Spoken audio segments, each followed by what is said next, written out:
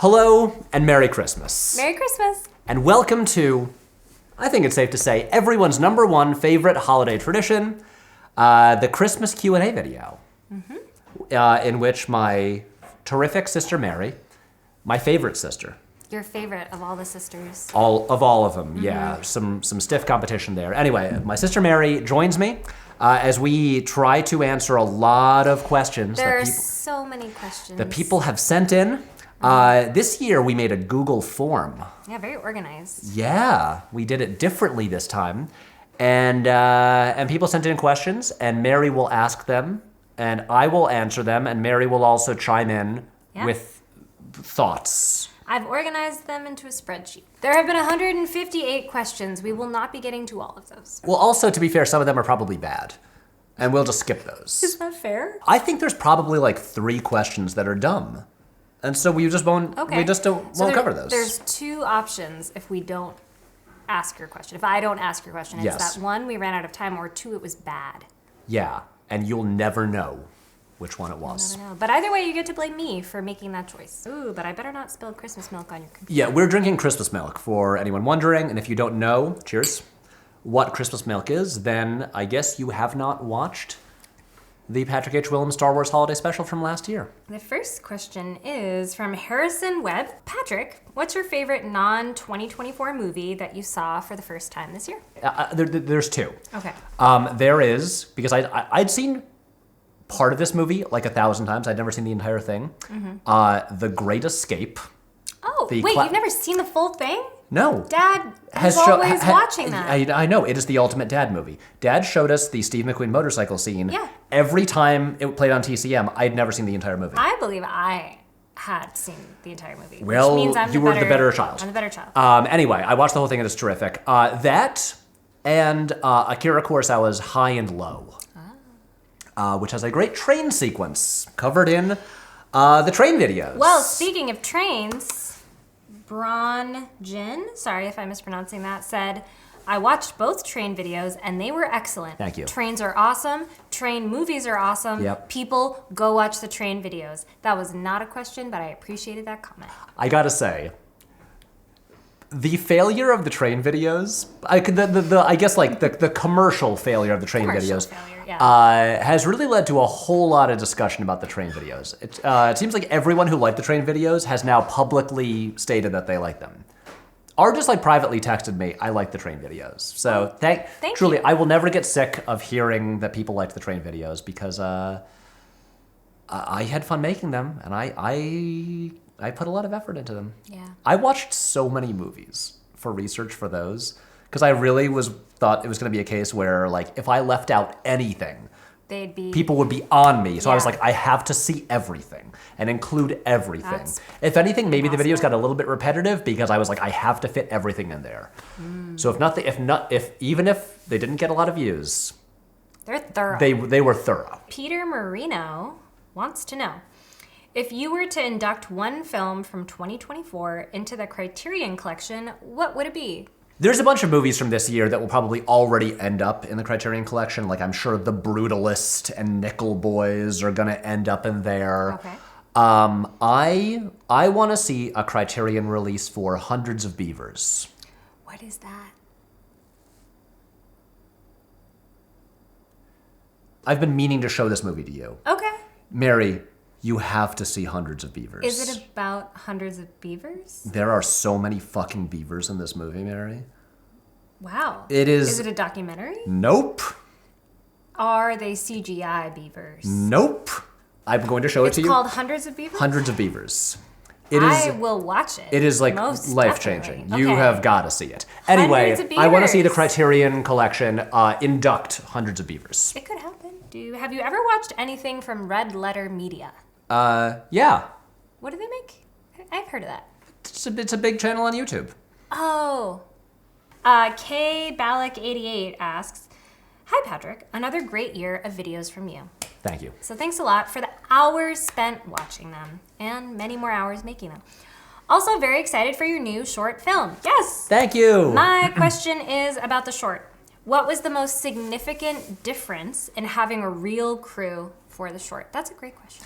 Two things. There are many differences, but the most significant difference, I would say, the first is quite simply that everything becomes better when I'm not doing it all myself, and there are like skilled professionals who will do that thing. Yeah. And then it'll be I'll just be like, oh wow, the art direction or the lighting or everything that is happening is so much better than it would be on my own. And also you're coming up with ideas that I would not come up with myself. That is so obvious, but it is true. The other thing, the thing that was, I guess, maybe the tougher thing to adapt to, that is like, it's like a very mild frustration, but it was just a difference, is when there's no crew and it's all just me, everyone is only ever waiting on me. So like when I'm ready with whatever I'm doing, whether it's setting up lights or like changing the lens, then we are filming. This was a new thing where I would sometimes just be like, well, I'm ready to go. And then just having to accept, oh, right, it's going to take 45 minutes for lighting and hair and makeup and wardrobe and all of these things. And I'm like, I'm not used to waiting on other people. I'm used to everyone waiting on me. Yeah. And that's just the reality of how film production goes. Yeah, totally. So yeah, there we go. Nice. Yeah, I felt like talking to you, that's what I heard you say you were most excited about, was like everybody you got to work with. And like it's just it's so and all cool. their expertise that they brought that you didn't have. Also, a key thing is everyone there was really cool and like great to work with and would have great ideas. And really so much of my job was just answering questions quickly. Just people presenting options to me or saying, what do you want this to be like? And just being like, well, this person is good at their job and they're smart and I don't want to hold them up, so I'm going to give an answer very quickly. And then just stick to that and hope that my initial gut instinct was correct, because it will screw everything up if I like go back on that. Yep. Well, I'm so excited to see it. Woo. Okay, Man of the Hour 83 wants to know, what's the best action sequence from the Mission Impossible series? Can you even pick? Oh, that's so hard. The Burj Khalifa is kind of like the platonic ideal of them. The whole like motorcycle to car chase in Paris in Fallout is so good. Really fun, yeah. The train sequence in Dead Reckoning is way up there. I don't think I've seen Dead Reckoning yet. I'm a bad sister. What's so tragic is that Mary used to live in New York City. Yes. I think we give this explanation every single We probably do.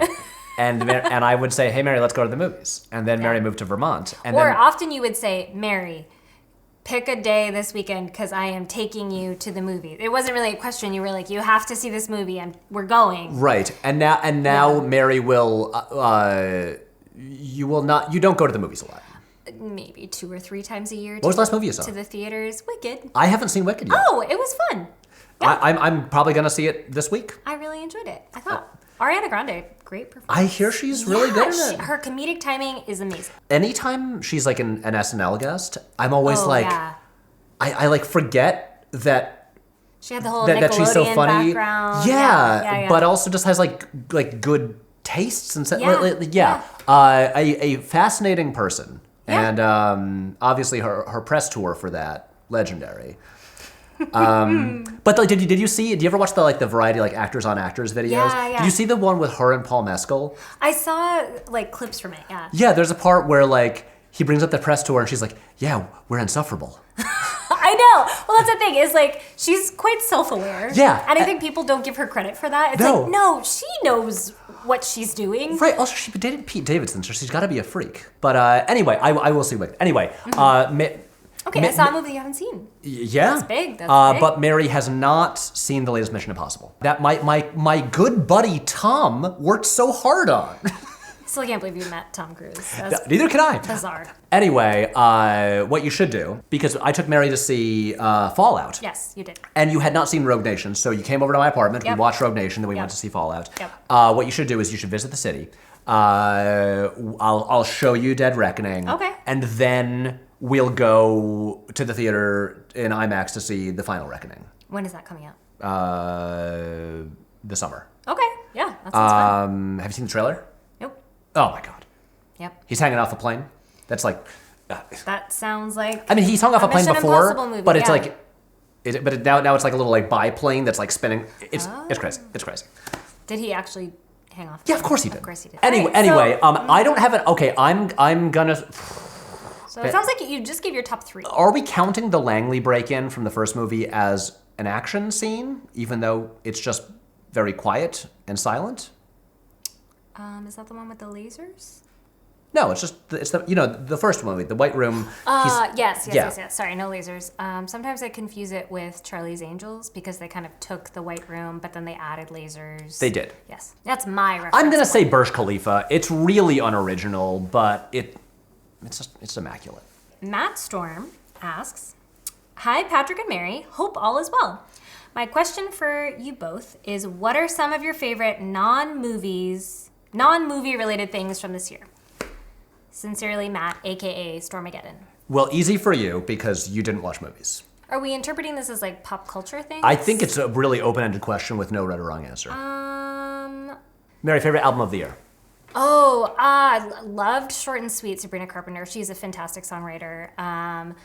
She's so witty. But then we also have Cowboy Carter. It was a great year for like genre bending kind of like country albums. We all had a Brat Summer. But yeah, Cowboy Carter. My answer. No skips. This was not an album. Simply, the news of the Oasis reunion is number one with the bullet highlight of my year that does not involve movies. I basically didn't get work done for 2 days when the rumor came out that something might happen because my mind was so distracted. Yeah. That's it. There's nothing I care about more. I'm just trying to think, what else do I like? I switched careers this year, so I've just kind of been very focused. Yeah, which is a big difference because you were so like pop culture obsessed before. All right. Okay. I'm kidding. I'm just teasing you. Annie's mac and cheese. Like the food? Yeah.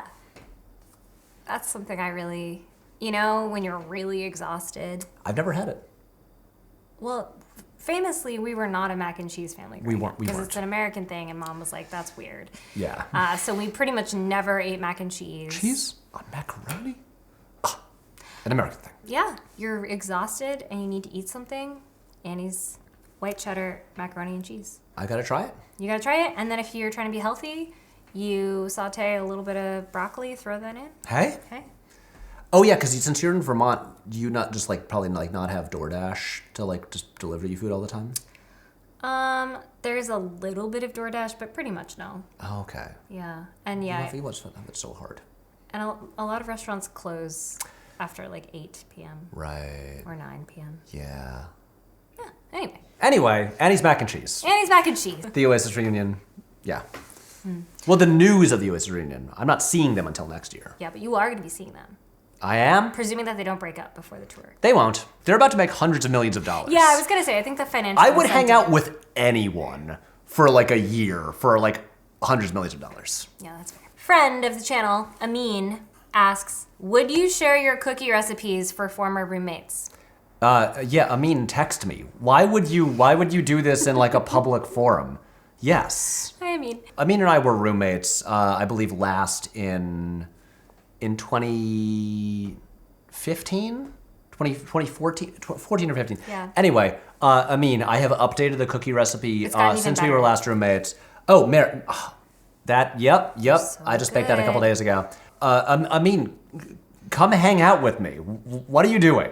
You and Brandon Sanderson should collab. He's complimented your work in his podcast a few times. Not a question. Yeah, not a question. We should. It is really wild that Brandon Sanderson is a viewer of the channel. He occasionally leaves comments. Always a delight. Yeah, seems like a great guy. I mean, I'd just love to hang out. But I don't know. How would we collab? Because he writes fantasy novels. I don't know. Look, pitch us ideas. What could we do? But anyway, well, maybe his thoughts on fantasy movies or adaptations of fantasy books. I'm sure he does. Otherwise, I don't know. Brandon, wanna grab lunch if you're in New York?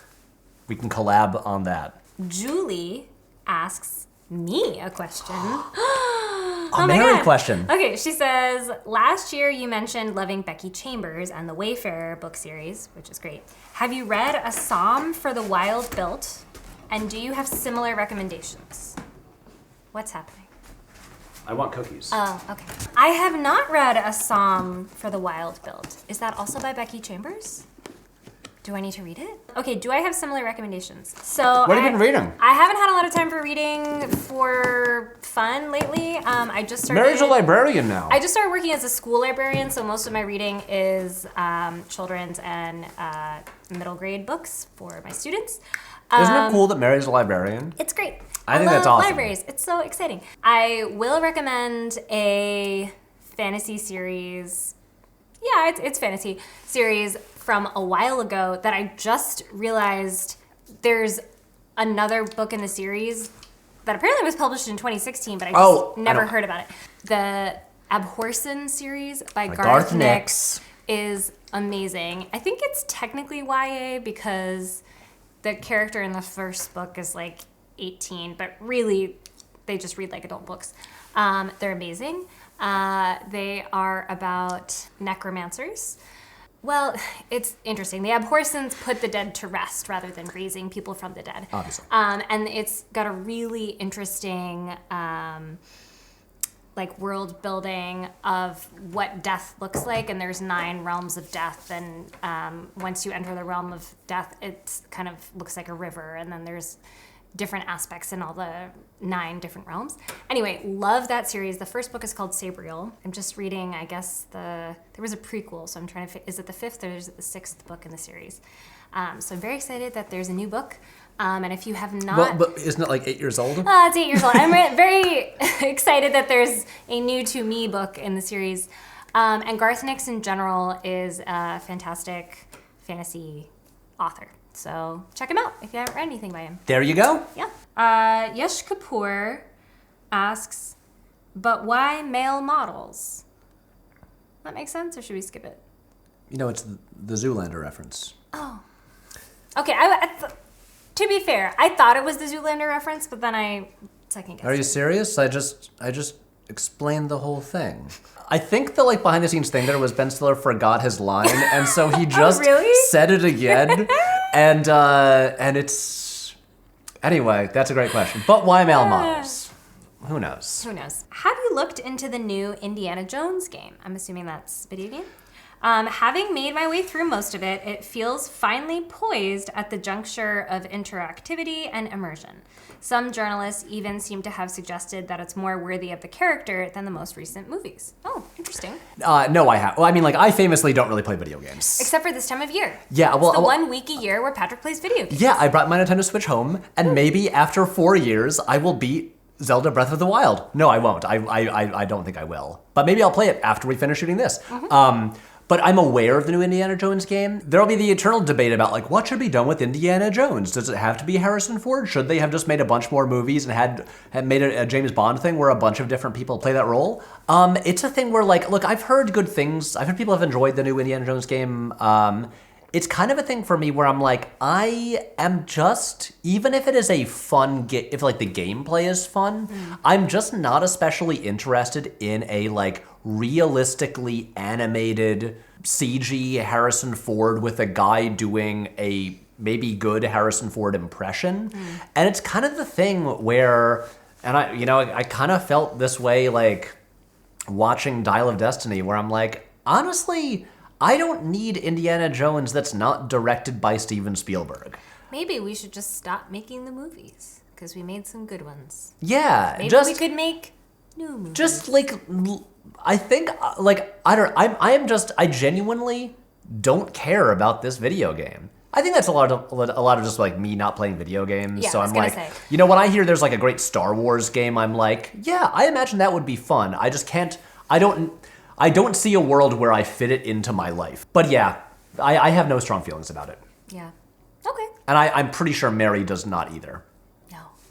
The last time I played a video game was Animal Crossing in 2020. You had a Nintendo Switch. You had a console. Well, I did, but lost it in a breakup, so no longer. I can cut that out. Oh, that's fine. You can keep it in. Okay. Anyway, so... Mary's doing great now. I am. But I no longer have a Nintendo Switch. But I did like Animal Crossing, but I'm not a video game person. No. This is very interesting to everyone. But you did like driving around, but not fighting in Twisted Metal 2 back in the 90s. Well, that's why Animal Crossing was perfect for me, because I don't want any conflict. I don't want anything stressful at all. I just want to drive around and build a nice little world and decorate a house and plant a garden and walk around and talk to friends. My favorite thing in Animal Crossing was swimming. That was magical. I never got to swimming. You played it more than me. I did. Yeah. Oh, okay. So I didn't... And you could swim, and then you could get to different parts of the island, and you could like unlock kind of like mysterious parts of the island. Sorry, I'm just thinking maybe future gift. Christmas next year. Anyway, moving on. Martin Castro asks, Dream Oasis set list? Okay. Dixie's Dinner. Well, Mary... Is it Dixie's Diner or No. Dixie's Dinner? Mostly Americans have the tendency to mistakenly read it and think it's Dixie's Diner. It is Dixie's Dinner. Okay, good. So Liam has recently wrapped up a solo tour yes. because it was the 30th anniversary of Definitely Maybe. And the tour, he just played the entire album. Oh, cool. As well as... Lasagna. Yes, and so Liam has been performing Dixie's Dinner, which is a song that he years ago swore he would never sing again. Wow. So yeah. I would kill to see that. There's a great clip online that I think he shared it on his Instagram account. It's him at one of the concerts before he plays that song, and he just comes out, he walks up to the mic and goes, "Would anyone like some lasagna?" Anybody fancy some lasagna? Dream Oasis set list. I have thought about this a lot. Okay. What will they play when they reunite? I've thought about like, okay, what do they open with? I mean, they'll probably, like the walkout music will probably be Fucking in the Bushes, because that was their entrance music for Famously, was it in college? That was what would play when you turned your computer on? Yeah. I had my computer set to play that when it would turn on. That'll probably be their entrance music, but I wonder, will they really harken back to like the earlier years? Will they open with like the Swamp Song, or will they begin with Columbia like they did at Nebworth? Good use of harken. Thank you, Mary. Yeah. Here's the thing. They will play, obviously, all of like the classics that people want to hear. The encore will probably be Live Forever, Don't Look Back in Anger. Maybe the final song will be Rock and Roll Star.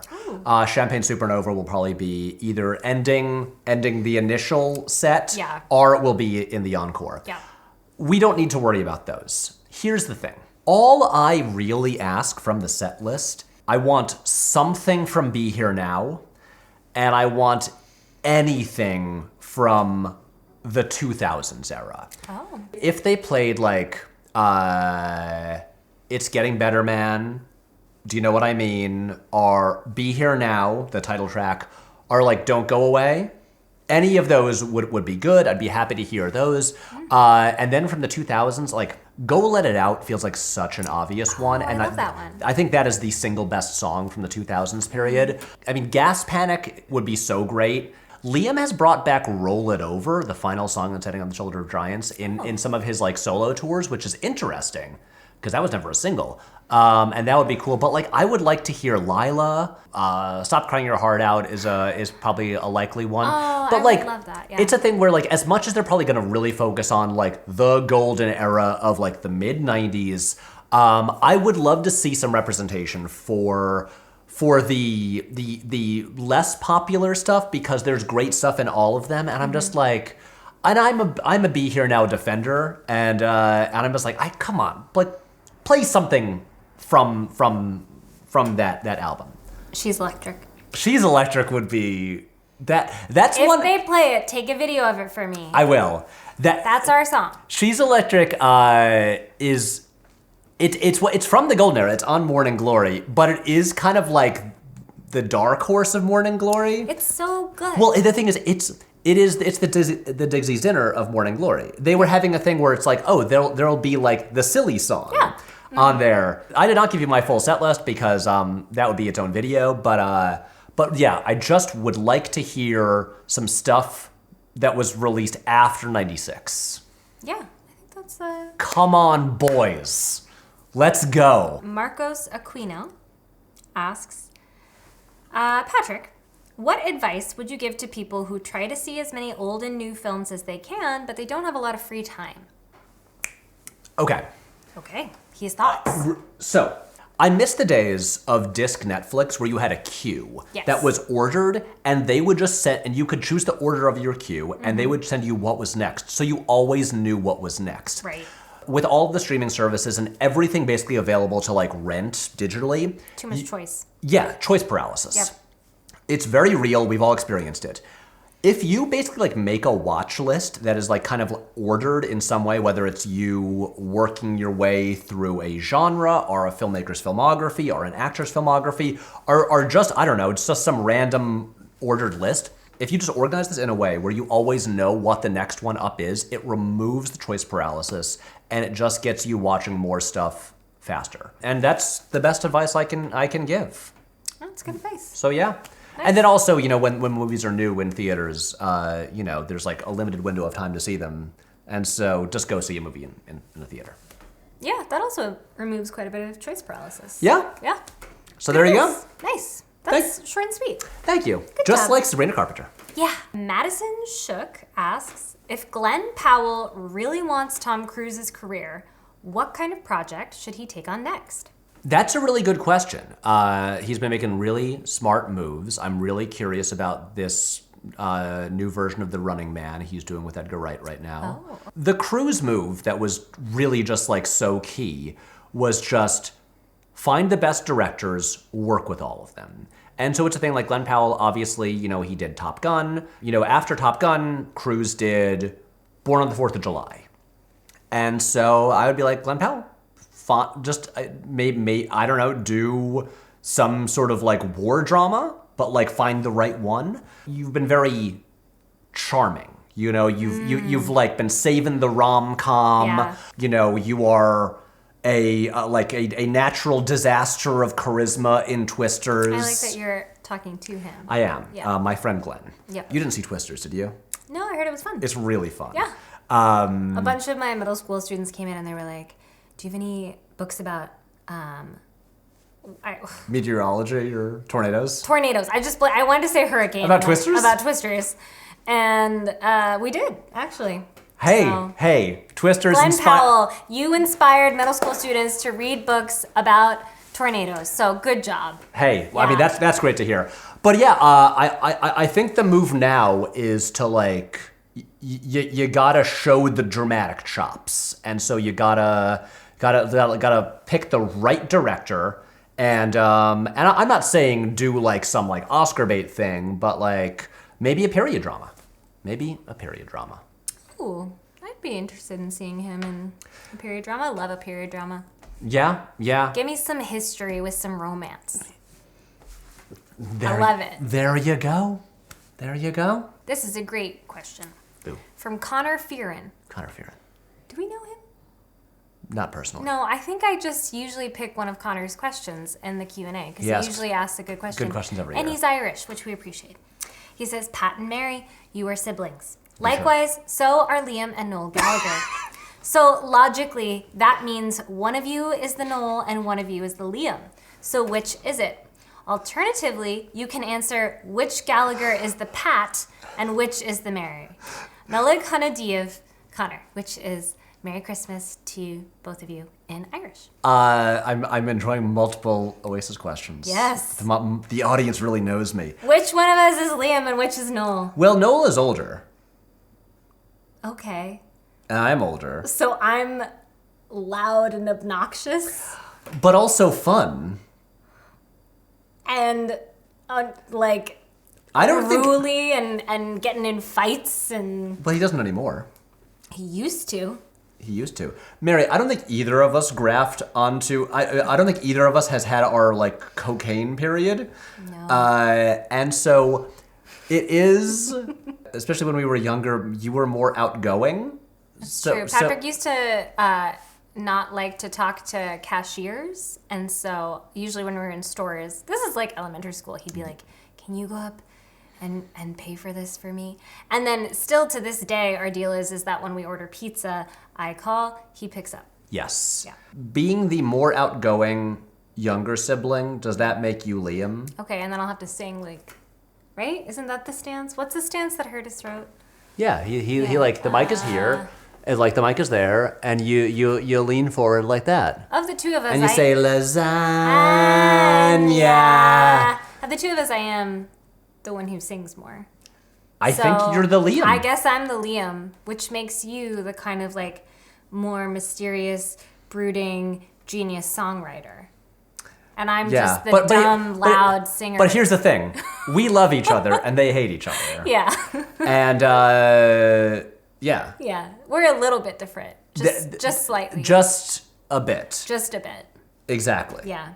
But great question, Connor. Really good question. Yeah. Yeah. Yeah. I like how we've worked Digsy's dinner references into multiple answers. They're really getting a lot of Digsy's dinner. Alex D. Edwards wants to know, now that the Krakoan era of X-Men has finished, do you think the era was a success? And was there any particular series from that era that you enjoyed? Hope you and all of the Willems family had a lovely Christmas. Alex. Thank you, Alex. Thank you so much. Who's Krakoan? So wait, I'm assuming he's the writer of X-Men? No? Oh my God. Oh, is there movies? Oh my God, Mary. Oh my God, Mary. What's happening? Oh, you're making us look bad. Didn't I get you for Christmas at least 1 or 2 years ago the hardcover collection of House of X, Powers of 10? I think so. To be honest, I haven't read it yet. I'm very sorry. I honestly think that's just because I forgot.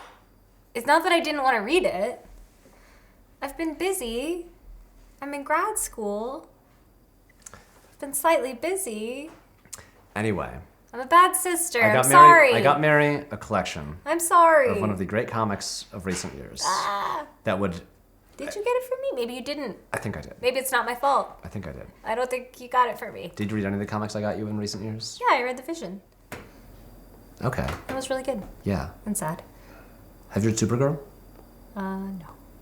I'm such a bad sister. The Krakoan era of X-Men, which ended this past year, that was when Jonathan Hickman came in and revamped all of the X-Men, and all the mutants in the world, most of the mutants in the world, moved to the living island of Krakoa and formed their own mutant nation.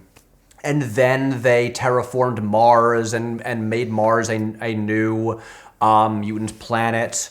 And basically, was it a success? I think objectively, the Krakoan era was a commercial and artistic success. It revitalized the X-Men comics like more than they had been in years. Sales were better. Just as a reader, they were better. It was so exciting. I think the Krakoan era ended well. I especially liked that the ending to it actually felt like a proper conclusion. It wasn't just like, oh, it's setting up the next era. Like, oh no, everything blew up and now here we are, with the new era. It actually, you can read it as one complete story and it has a proper ending that I think is satisfying. I do think that objectively, if they had done Hickman's original plan and just ended it earlier, it might have been stronger overall. Okay, yeah. But still, the Immortal X-Men stuff that Kieran Gillen wrote had a lot of really fun stuff. I do think at the end of the day, my favorite stuff was the stuff that Hickman wrote. The initial Hoxpox is just some of the most exciting superhero comics, I think maybe of my lifetime. Hoxpox? House of X, Powers of 10. It's very fun to say. Hoxpox. That's why we all say it. 10 of Swords was so great. Honestly, when Duggan took over the X-Men series, a lot of really good stuff in there. The Hellfire Galas were so much fun. The last Hellfire Gala, when Orcus showed up and ruined it and killed everybody, that Fall of X, that was really good. As far as the great X-Men runs, it is really Claremont, Grant Morrison, Hickman, Krakoan era. I hope that one day X-Men comics are that exciting again, but if they aren't, that's a lot to live up to. So yes, I would say it was a success, and I hope that Mary reads that book. One of my favorite things about the Q&A is when you have a long answer about something that I truly have no reference point. I mean, obviously I know X-Men, I know Jonathan Hickman, but like all of the things that you've just said, I didn't know what any of that meant. And but did it make you think? I'd like to know what some of those mean. I would like to know, but I try to confidently nod along and go, yeah. You're great. That does sound great. Also, Patrick. if I didn't give you that book, then I'm really sorry. Maybe you didn't. Jordan Keeverns asks, how great is it to work with Zach Cherry? I would have watched your movie no matter what because I love your work. Thank you. Seeing him on the cast list really amplified my excitement. One of the funniest actors I've seen in ages. Sorry this turned into a Zach Cherry fan post. Happy New Year. Jordan. Thank you, Jordan. Thank you, Jordan. We got really lucky getting Zach, especially because he had like a little opening in his schedule before he was like shooting a movie the following week. I've been a fan of Zach's for years. I think, did I first see him in the show You? In the first season of You. I haven't seen You, but I've heard good things. I've only seen the first season, but in the first season set in New York, he's like Penn Badgley's co-worker at a bookstore. Anyway, Zach, we all know he's always great, whether it's Spider-Man Do a Flip or that episode of Succession or obviously Severance. He's always great. Every time Zach did something that was not scripted, it was like better than anything that we actually did right for him. He's like the easiest guy to work with. It's just so chill and easygoing. And then, you say action, and he does the funniest thing that you've ever seen. Having now worked with him, I really understand why everyone casts him all the time, because he's terrific. Yeah. Sounds like exactly what you want in an actor. Oh. Are you going to release a blooper reel? Yeah. Do it. Yeah. Monica will be so excited. Monica loves blooper reels. Great. We're doing this for Monica. Yeah, we're doing it for Monica. This is one of my best friends from middle school. But her whole thing was just watching blooper reels. And then she's always said, she's like, modern movies, they'd never release the blooper reels anymore. And I'm so sad. Well, that's the problem with the death of physical media. Yes. Both. Yeah. You don't get to see the... documentaries. Oh, my God. When they released the Lord of the Rings DVDs... My favorite thing, those Christmases... Our Christmas vacations. We would just sit up in my room. All the documentaries on Wetaworks. We know so much about how they made everything. About everything to do with the props. They had to use hair dryers to melt the snow in the stream where Gollum had to splash around and Andy Serkis was so cold. I love it. Zach Cherry's the best, is Patrick's yes, can confirm Zach Cherry, great. Yeah.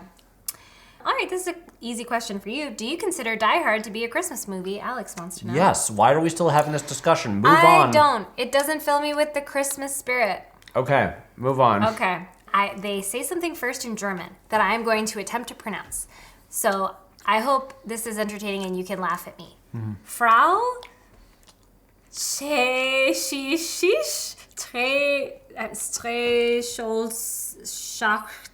Wow, that was horrible. Ooh, okay. Thank you for taking that bullet. Where do you go to find more foreign language films these days? PBS Passport is cool, but Netflix doesn't have a very good selection, and I want more. The Criterion Channel. Yeah. Mubi. Look, Mubi sponsors like half my videos. Use my code. Get a free month of Mubi. They have so many international movies. There's another question for me from Emily. Thanks, Emily. Emily says, "Hi, Mary. I have been obsessed for about 2 years now with the clip of you saying the movies in Vin Diesel's voice. Vin Diesel's voice. I play it every time I watch a movie. What? Do you have any other impressions?" To be fair to Emily, I ask Mary to do her impression of Vin Diesel a lot as well, because it is really funny. Because I have a very high-pitched voice, and as everyone knows, Vin Diesel has the lowest voice, and I can't make my voice go low at all. In Mary's defense, literally no living human has ever done a good Vin Diesel impression, because absolutely no one's voice can get to that register. Well, I'll do it again. Here is my version of Vin Diesel saying the movies. The movies. So bad. It's so bad. Mary, once more. The movies. So, Mary, do you have any other good impressions? I do have just one line from a movie that I say a lot, which is Scary Spice in Spice World. She says, "We're having a baby." When they're so Spice World is a fascinating movie. If anyone is ever having a baby, cut this clip of Mary and then play it. But I need to speak on Spice World for a minute. So Spice World has been maligned, or it was maligned when it first came out. No, millennials have reclaimed it. Yeah. First of all, it is hard to find. I don't think they keep taking it out of the streaming platforms. Where is the Blu-ray release?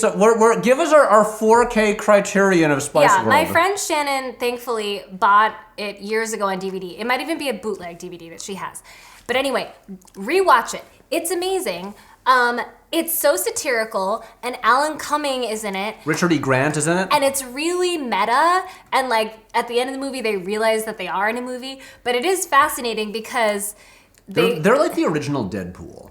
They know they're in a movie. The Spice Girls were one of those girl groups that were like created by a producer, but in the movie, they kind of come up with a fictional backstory where they're all friends, and they create a fictional friend, like a sixth girl that they're all friends with. And in the movie, she's a single mom and she's pregnant, and they're like fighting with their manager because they're like, no, our friend needs us, and like she's about to have the baby and we have to go support her. And then she like suddenly goes into labor and they have to like rush with her to the hospital. And Scary Spice says, just keeps saying, we're having a baby. And I don't know why, but I have found a way to just fit that line into everyday life. You wouldn't think it would apply a lot in a lot of situations, but I have made it apply. And all of my friends will tell you that I say that a lot. Do you also say it when someone is having a baby? No. Oh. Yeah, and a lot of my friends have had babies in the last few years, but I haven't said it really in that context. You should. It's more so when I'm being silly. Well, to that, all I have to say is, Mary, slam your body down and wind it all around. Woo! Next up is a question from Arjun Menon, who's from India, and he said, I wanted to ask if you would be interested in doing a video on the history of submarine movies. With the new Mission Impossible film coming out next year, this might actually be a relevant topic. I know you will give this thought, Patrick, and here's a thought for you. Devil in the Deep, a 1932 film. I've never heard of that. I have not seen it. That is a good idea for a video. I feel like whenever anyone suggests, what about this topic? My usual answer that I will once again give here is, it's a lot of movies to watch.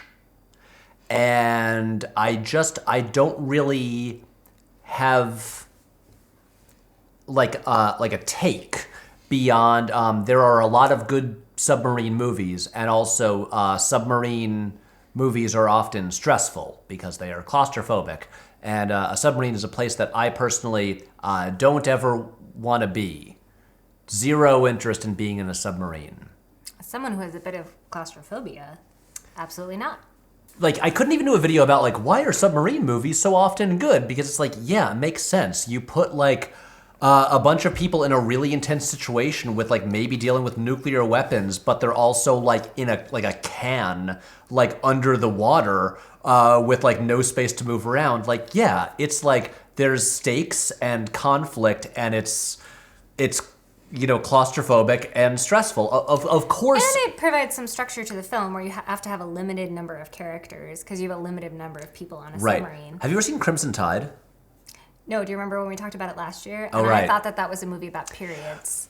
That was one of your best or moments. I said, it sounds like it should be a movie about periods. Yeah. And then I said, and then when you were like, no, it's about submarines, I was like, what if it was a movie about a woman getting her period on a submarine? And then just all these men on a submarine freaking out and being like, the Crimson Tide is here! Isn't it a bummer to realize that was the best moment ever on one of these videos and we're never gonna top it? Yeah. Well, we did just have me doing my Vin Diesel impression multiple times. True, but that was kind of like fan service, just repeating a greatest hit from the past. I like that I'm doing fan service. Yeah. A librarian from Vermont.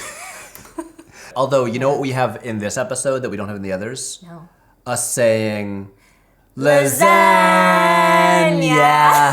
This is a great question from Jordan Bosch. Jordan Bosch. When you finally met Josh Hartnett earlier this year, I did. Did you get the chance to ask him about Town and Country? Yes, I did. Yes, he did. I did. Truly, I cannot overstate what a joy it was to. Okay, first of all, Josh Hartnett was wonderful.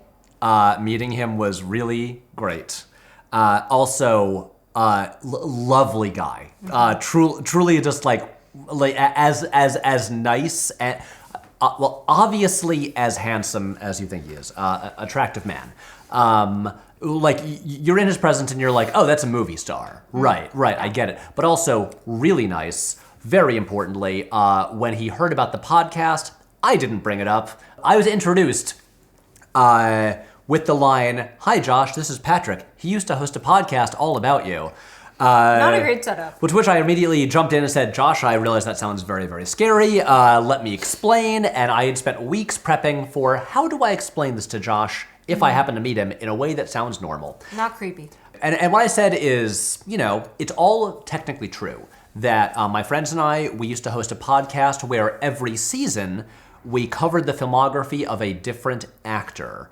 And our first season was on his career, and we watched all of his films in chronological order. Yes, we went on hiatus during our second season, but what I said was still true.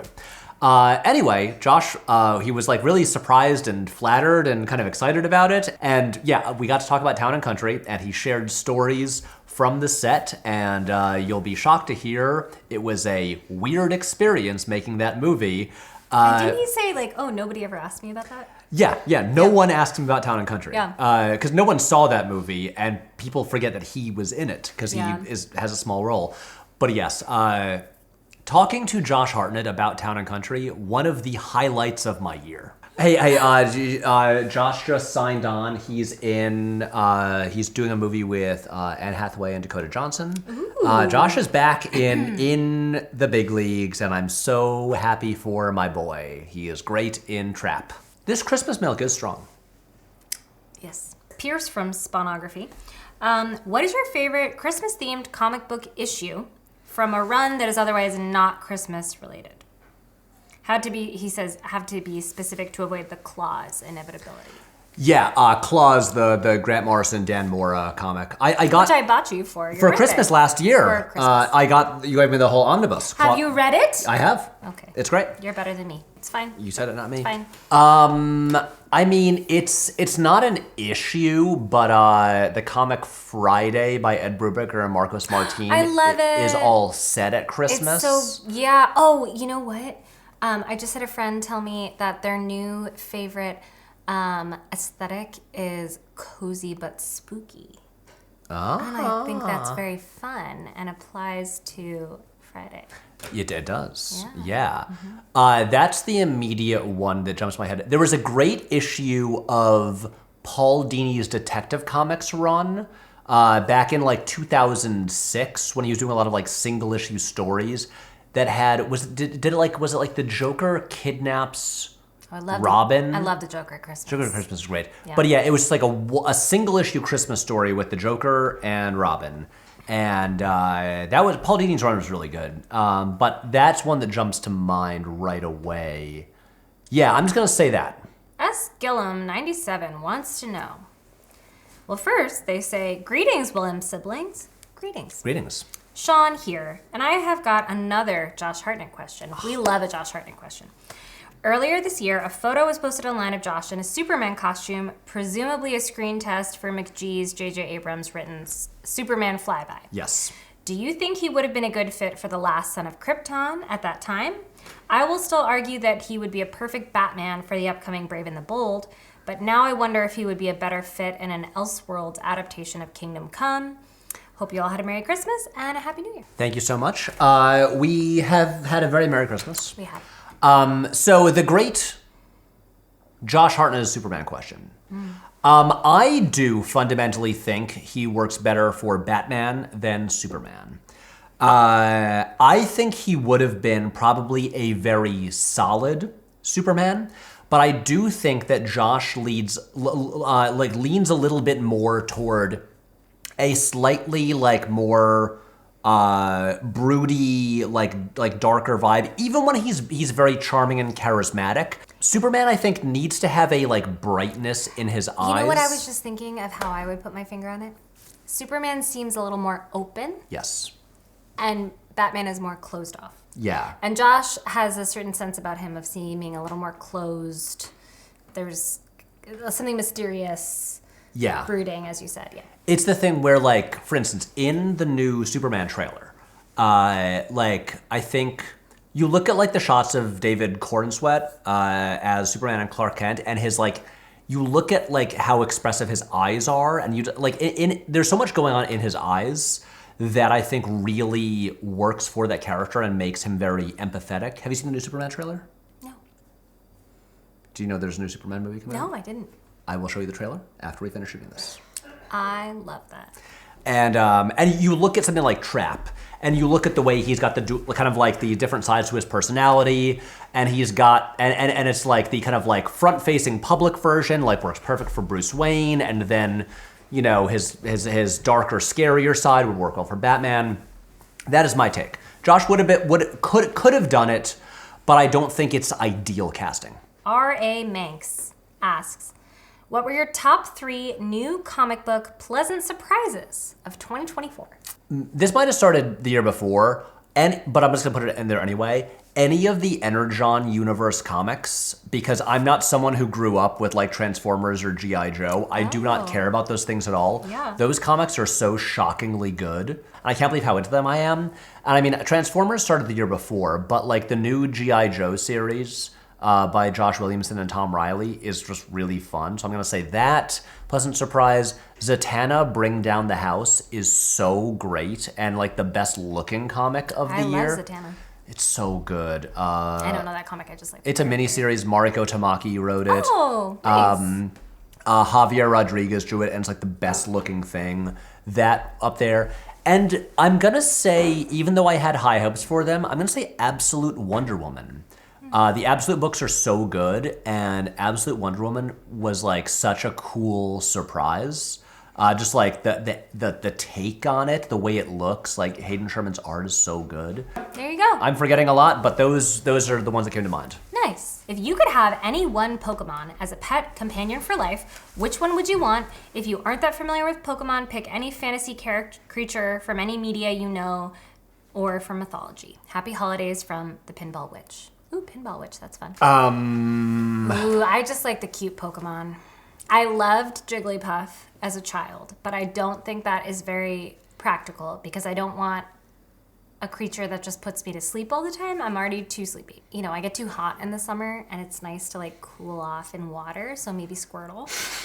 They're so cute. I was always sad when they evolved. I don't want them to evolve. I want them to stay cute forever. Yeah, like give me like a Vulpix. Yes. Or that said, I don't know. Maybe one of the Eeveelutions would be okay. You know how Eevee is so cute. Eevee is so cute, but also but Eevee's evolutions are also cool too.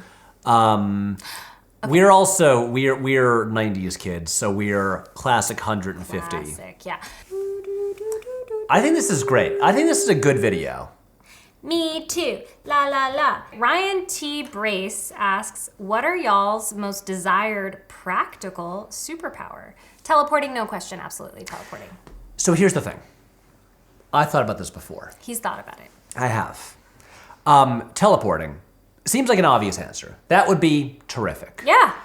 What I wonder about with teleporting. Okay. It is important to like walk a certain amount every day just for your general health. That's fine. I'm not saying that I'm going to get so lazy. I want to go visit my friend who lives hours away. Like me. I could say like, let's hang out on Saturday, and then I just teleport to their house, and then we hang out for a couple hours, and then I teleport back, or I go visit you, or I go visit mom and dad, or I go visit our relatives in Ireland, and I don't have to pay for airplane fare. That would be good. I am really craving Indian food. I go to India and I get some delicious food, and then I go back to my house. I'm not saying I'm At never Cafe going Leopold to use in my own Mumbai. feet. Delicious. My concern is it's a slippery slope, and would I become too reliant on it? I'm just that. like, I don't even want to walk to the kitchen. I'm going to teleport to the kitchen. I don't want to walk to the grocery store, which is 5 minutes away. I'm going to teleport there. Mm-hmm. And then I'm just like, oh wait, why am I'm not getting enough physical activity? I don't know. And then we become like the humans in WALL-E. Yeah. But practical superpowers. I don't want anything mind related. That makes things too complicated. Super strength just seems. I really don't have no Flying? use for it. I mean, flying just...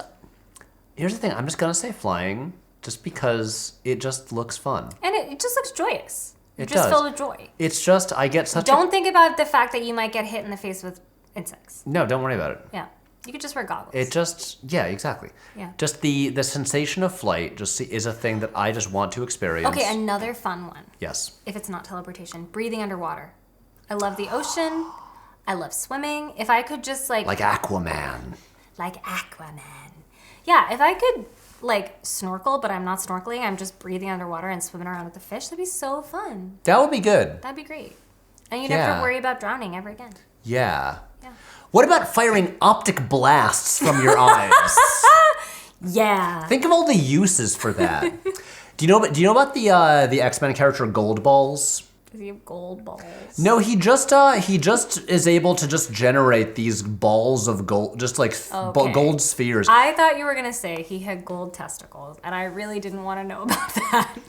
No, it's a thing. He was created in Bendis's run on Uncanny X-Men, and he's a guy who's like, I have the most useless power. I just make a lot of like gold balls appear, and then that's it. And everyone's like, why? Yeah, you're not. Well, that doesn't help at all. Yeah. And then in the Hickman run in the Krakoa era, he's like, I'm going to come in here and make gold balls secretly one of the 5 most important mutants in the world.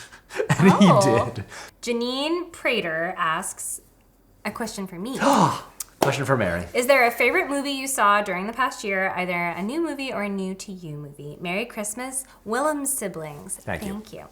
I think I have a really bad memory, but I think I'm going to go with Poor Things. I really enjoyed it. And it didn't say it had to be a 2024 movie. I saw it for my birthday in February, so I did see it for the first time in 2024.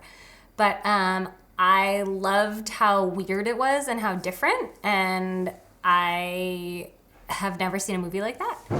I remember you texted me beforehand and were like, Patrick, I'm considering seeing this for my birthday. Will I have a good time? And I said, Mary, I think you'll love it. I think I specifically asked, will it be a downer? Yes. Because I didn't want like a depressing movie. It's and I did not think it was depressing. I thought it was like quite... Yeah. I'm guessing you did not triumphant. see Kinds of Kindness. Oh, no, I haven't seen that one. That's I am curious about it. I love Mary questions. They're easy for me. Yeah. RBRT Parks asks, do you think a musical adaptation of The Rocketeer could work? Yes. Great. Keegan Sheehy asks, do you think Mission Impossible The Final Reckoning will be the final Mission Impossible? Or the final Mission Impossible with Cruise in the lead, or neither? Here's what I think. I think The Final Reckoning will be the final Tom Cruise Mission Impossible. Okay. I think he's going to go out on a high note Yep. and then go off and do other things. And then I think the franchise will lay dormant for a little while. I think because Hollywood does what it does, they will never be able to leave, Paramount will never let something as valuable as Mission Impossible just go away. And so probably within a decade, they will say, it's time for a new era of Mission Impossible, and we're gonna like continue it. Maybe they will try to continue it with characters from the existing movies. I mean, in the trailer for The Final Reckoning, you do see that looks like they've got like a new team where you've got like Benji and Degas and Paris and Grace. These are all characters from the new movie that you haven't, the latest one you haven't seen. Okay. Oh my God, you're gonna love Paris. Pom Klementieff she's so good. Maybe they'll do that, or maybe they'll just kind of do a hard reboot. And I am skeptical that it will succeed because the Mission Impossible series, as much as it began as a TV show, is so tied to Cruise that you'll have to do something like really unique to make it work in his absence. Yeah, I think that sounds like a very realistic take. Yeah. But yeah, even if Cruise moves on, Paramount will try something to bring it back. They will. Yeah. With your recent career moves and Oasis's reunion, I predict that our dream of a P. Willems directed Oasis biopic may soon be realized. Are there any other dream film projects you'd like to work on that I can look forward to dreaming of? That is so sweet. It's very sweet. I will say 2 things. First of all, I have several dream movie projects. Some could say he has several dreams. I have several dreams. As Martin Luther King once said, I have several dreams. Yes, I have many movie projects I would love to make. I'm also not going to just say them all right here.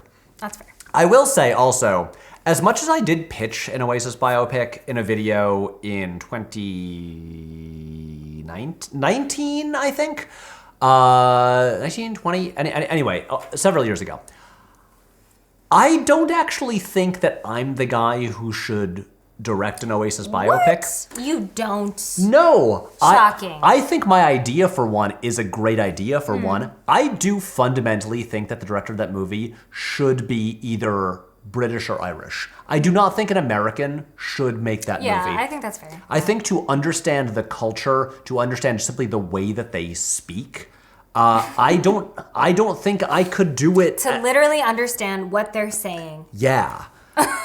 Wait, Mary, have you seen the documentary Oasis Supersonic? No, I haven't. You've just talked to me about it before. It is so much fun. Love it. A24 made an Oasis movie. Very cool.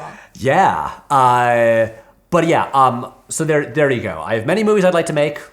I will not reveal them publicly. But yeah, I would love to have a hand in an Oasis biopic, but I'm not the man to direct it. Put your hand in. Yes. Let me just touch the script. That's it. Chris D. Wu wants to know, what is your most esoteric or unexpected favorite movie? Mine is the 2002 Rollerball. That's a hot take. Mine is Brazil by Terry Gilliam. You should watch my new video. I should. This Q&A, it's just Mary's the bad sister. Mary is such a bad sister. She hasn't read the lovely comic book gifts that Patrick's given. She hasn't watched his latest videos. She's a terrible sister. Brazil is in my new video. Well, I did pick up on that when you said that. I don't even know what qualifies as esoteric. I don't know. Also related to my new video, I do keep trying to cram the Hudsucker proxy down people's throats and work it into as many videos as I can, and it's a big part of the new one. It's not that esoteric, but it's one that I like more than most people. Do we need more Christmas milk? I do. I'm out. Here, Christmas milk.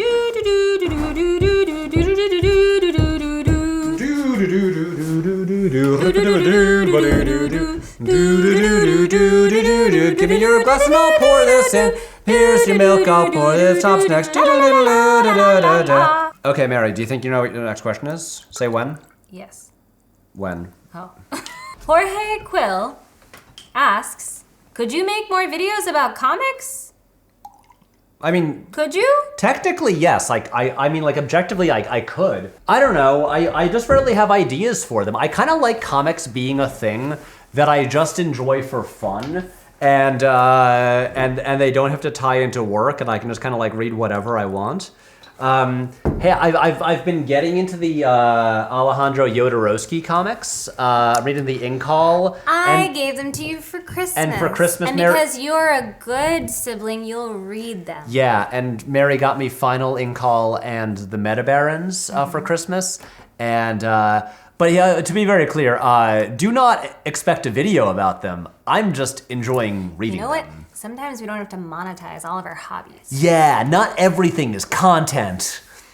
And yeah, Speaking Nora of Ephron, everything is not copy. Just most things. Mohaned21 Alini asks, will you ever make a video about anime or manga? Maybe. It's totally possible.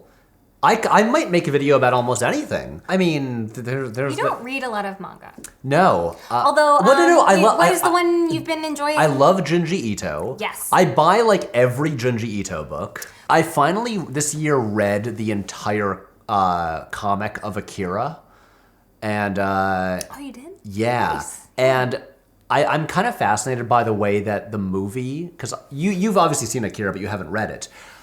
The movie. I think I read the first volume. Right, but here's the thing. Yeah. The movie is basically just the first half of the comic.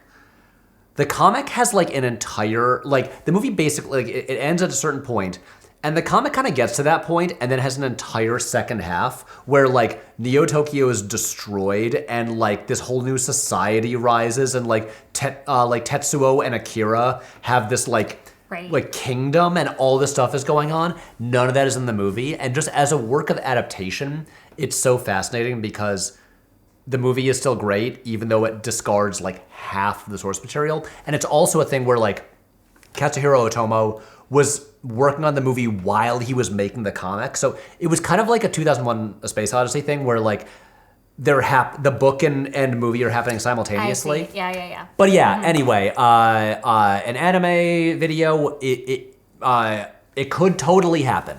There is not currently one on the schedule. Francisco Sousa asks, any plans to come to Portugal? A lot of great cinema here. I would love to go to Portugal. That's on my bucket list. Mary, well, let's go to Portugal. Okay. Together. I thought you were going to hold out your hand like that. No, out. I was simply going like, what about this? I haven't drank Christmas milk in a while, and I think it was stronger than I expected. High five. Francisco, I know I was in Europe for a month this year. Also, our mom really wants to go to the Azores. Yes. That's like really on her list. I went to a bunch of countries. I did not go to Portugal. I've never been to Portugal. I would love to go to Portugal. I've had a bunch of friends go. They loved it. Yeah. I'm gonna go to Europe this year. Maybe twice. I don't know. At least once, but I haven't booked any flights yet. I would love to go to Portugal. I don't plan on making a video in Portugal. I would just like to go. That's all. Mark says, hi, I'm Mark from Holland in Europe, and I look forward to every video. Thank you, Mark. The end of year coziness of this video is the ultimate Christmas highlight for me. That's so sweet.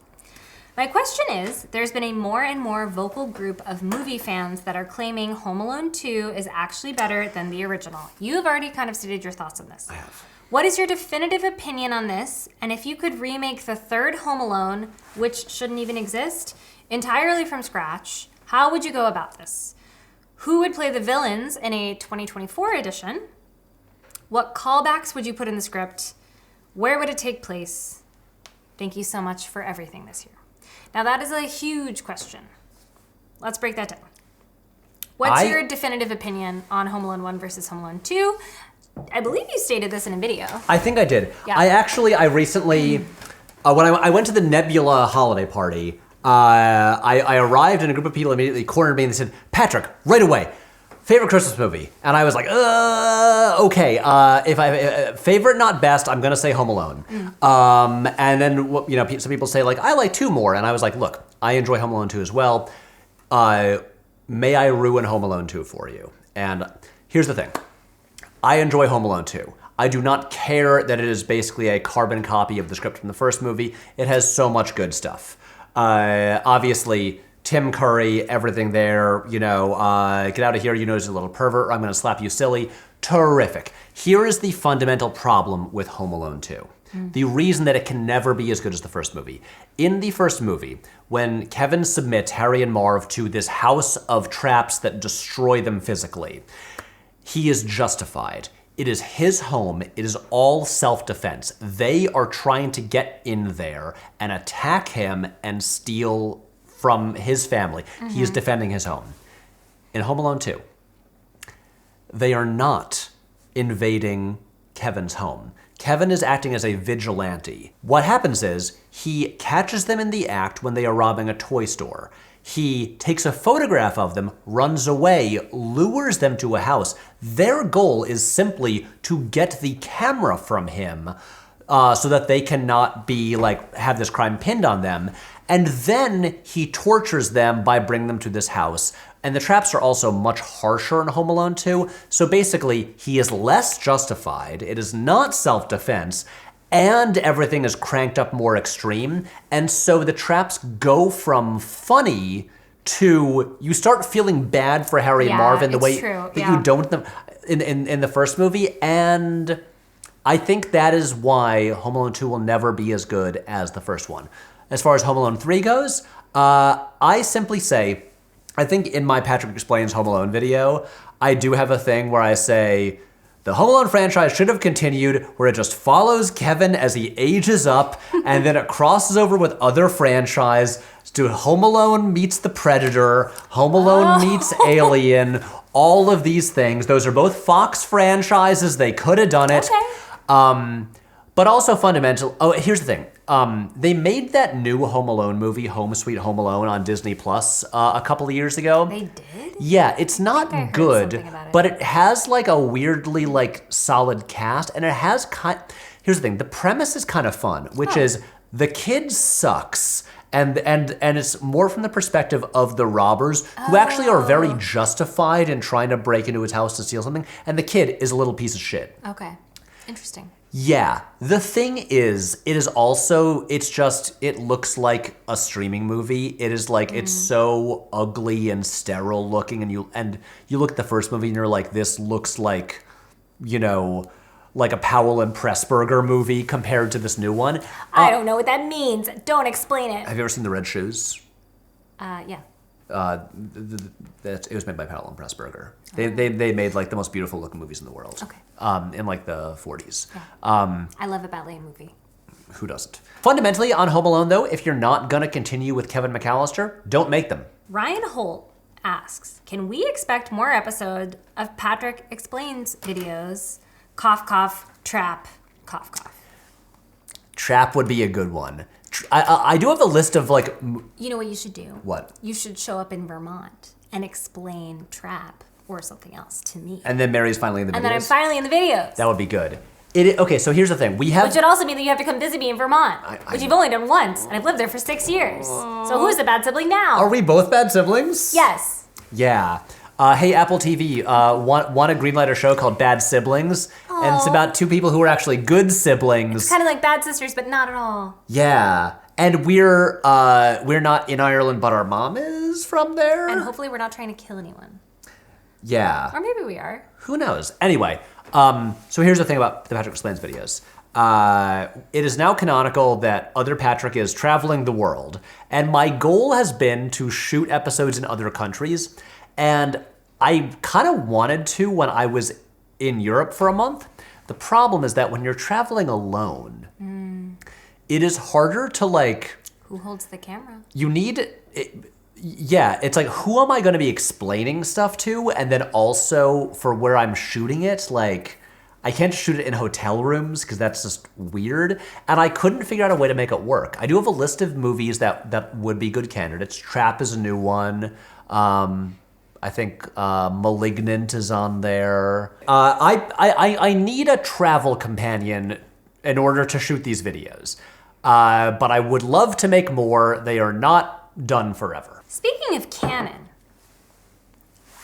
Adam L. Garcia... God damn it! ...asks a question for me. He says, Mary, don't you think it's time for Patrick to finally #make Adam canon? Yes. No, you don't. I do. I think you're... No. It's been years. Do it. No. Do it. No. Yes. No. Do it. He lives in New Jersey. Christopher Dillon asks... Well, actually, it's a question from Chris and Amber. Oh. Do you guys have any requests or suggestions for our wedding silent disco playlist? Yes, I do. Greatest disco song of all time, Don't Leave Me This Way by Thelma Houston. It sounds like a downer for a wedding, but it is such a good disco song, you gotta play it. And I'm gonna say, I'm gonna give two answers. I'm gonna say Diwangi Diwangi from the Om Shanti Om soundtrack. Ooh. I think one of the great Bollywood bangers. Mm-hmm. And then I'm gonna say Born Slippy Nux by Underworld. The song that plays at the end of Train Spotting. Oh, okay. I don't remember, but sure. Great soundtrack. I'll add it to the list of things I will play for Mary when we finish shooting this. It's getting long. Arnaud Latran asks, as a Muppets fan, you've not spoken a lot about the Muppets Christmas Carol. Lately, it has gained massive millennial appeal. Personally, in our households and amongst friends, we think of it as the perfect family-friendly Christmas movie and best Christmas Eve movie. What's your thoughts on it, and how does it compare to other Muppets or Christmas movies? I have to say for myself, I think it is probably the Muppet movie that I might be most familiar with. And it is personally my favorite version of A Christmas Carol. And I love it. And I love Michael Caine's performance and how he plays it completely straight. He does. Yeah. It is a thing where I think it's great. I do think it is one of the very best adaptations of A Christmas Carol. I fundamentally always prefer Muppet movies. Where, not always, but like movies where Muppets are like playing characters retelling a story can never quite live up to like the first three Muppet movies for me, the ones where it's just the Muppets being the Muppets. A Muppet Christmas Carol, great movie, but also the main character is not a Muppet. And I like it when Kermit the Frog is the main character. Great movie, also great Muppet movie, but it's not top tier Muppet movie for me. Because I mean, in The Great Muppet Caper, when you have that sequence where Charles Grodin is falling in love with Miss Piggy, and she's doing like the water dance. Oh yeah, that's great. It is. And then the bicycle scene, I mean... Wow, you seem genuinely moved right now. What a picture. What a picture. Dave Feltham asks, when you have amazing videos that don't perform well, like your 2 train videos, how does that influence future videos? Will a subject you're passionate about that data suggests might perform poorly stop you from doing the video? I hope it doesn't stop you because I don't know what people's problems are. Those 2 train videos are amazing and introduced a few movies to me and my wife. Yes, thank you so much. So here's the thing. The reason I was kind of so stunned by the underperformance of the train videos is that for several years now, I've just kind of made videos about whatever I wanted to, not thinking about what would get views, in a way where it's like, yeah, it would probably benefit the channel if I made more like topical videos, but basically it's been a thing where it's like, whatever I make seems to do fine. And then it was so shocking when I was like, wait a second. I picked a topic that I thought everyone liked, that I thought would actually do better than average, and no one watched it? Huh. Like, that was just what yeah. Anyway, I could go on and on about like my theories about like what I think happened, but I will say, I have not had a video flop in years, so it was just a surprise. I will say, it did make me think, oh, maybe just to be safe, I should put like a couple ones that are like more like safe bets that I was already planning on making, but maybe push them up the schedule a little bit just to be sure things are fine. But here's the thing. Our first proper video since the train videos, the one about like mega cities that just came out, like it's connected to Batman, but it's still like just about cities. It's doing really well. And that was just one that was always scheduled for next. That was not me like recalibrating or adjusting after the train videos. So I'm like, I don't know, everything seems fine again. I'm really not making any big changes. And hopefully that was like a one-off fluke, and we'll be good from here. Ryan Bravo wants to know. Ryan Bravo, is he related to Johnny? I hope so. Yeah. I hope he has great hair. Yeah. Lots of Nebula creators pop up in each other's work, notably in Night of the Coconut and the Jetlag Boys in the Holiday Special. Are you currently helping anyone else with a project or vice versa? Probably tomorrow I need to record a little voiceover cameo for another Nebula creator, just for a regular video, not for like a special Nebula project. I probably shouldn't say who, but yeah, they're happening all the time. Cool. Okay, Greenhoff Pat asks, 2024 saw a lot of directorial debuts from successful actors like Monkey Man by Dave Patel and Blink Twice by Zoe Kravitz, and follow-ups from the likes of Brady Corbett and Jesse Eisenberg. Are there any actors you'd like to see take to the director's chair in 2025? I will say, those new movies by Brady Corbett and Jesse Eisenberg, really good. Who's Brady Corbett? I don't think you would know who he was. Okay. He's like one of the 2 guys in the American remake of Funny Games. Nope. But he made The Brutalist. So you keep referencing that, and The Brutalist. I don't know what it is. It is the... I obviously know it's a movie. It is, with it has an intermission, and with the intermission, it's like 4 hours long. Wow. I love that it has an intermission, though. I love an intermission. It's great. It is a movie about an architect who emigrates from Hungary after in the late 1940s. It stars Adrian Brody. Adrian Brody's just meant to be in a 1940s period piece, isn't he? I mean, it really does feel kind of like like it has a lot in common with The Pianist. Mm-hmm. It's got him, Felicity Jones, Guy Pearce. Joe Alwyn is great in it. Oh. It is... I think it's great. I think it's one of the best movies of the year. Okay. It is a lot going on in that movie. But yeah, who do I want to see direct a movie? Channing Tatum has already directed a movie, so I'm set. So, Dog. Yes! The movie... I still haven't seen it, but you talked to me about it and how interesting it was. The movie Channing Tatum co-directed is so much weirder than you'd think it would be, and also surprisingly good. I want C-Tates to direct again. C-Tates! Where is our second film from C-Tates? Yeah, heard it here. Yeah. Richard... But I should say, just in general, actors... you are pretty people. You're supposed to be in front of the camera. Stop taking our jobs. Know your place. Richard Monero says, "Hey y'all." Hey y'all. Richard from Tennessee here. Sorry about that fake accent. Been a big fan since the quarantine arc. Yes, very good. And can comfortably say that the channel is at its best right now. Oh, that's nice. Yeah. Anyway, my question is for Patrick, not for me. It's okay. Which Blank Check 2024 miniseries has been your favorite this year? And maybe favorite miniseries for that podcast ever? And then he also says, can't wait to see The Dinner Plan. Thank you so much. Awesome. The Barbara Streisand series. That one was really fun, and it also got me to watch all those movies for the first time. Like, I'd never seen Yentl. Have you seen Yentl? No, but you talked to me about it and how interesting it is. Yentl's good. Blank Check doing the Barbara Streisand series was kind of like a perfect representation of like what I think is unique about that podcast.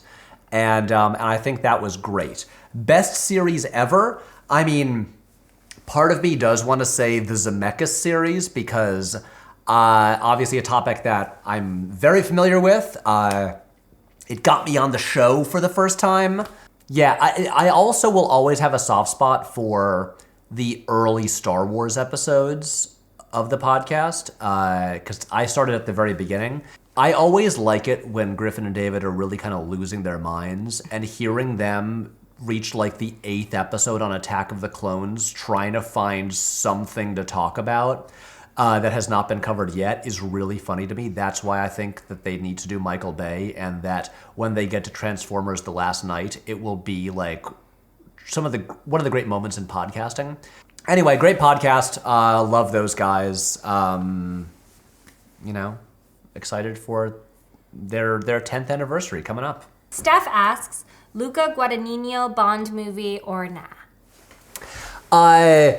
Nah. Luke is having a great time doing his own thing. Let's go back to Bond movies directed by like solid action guys. We do not need auteurs making them.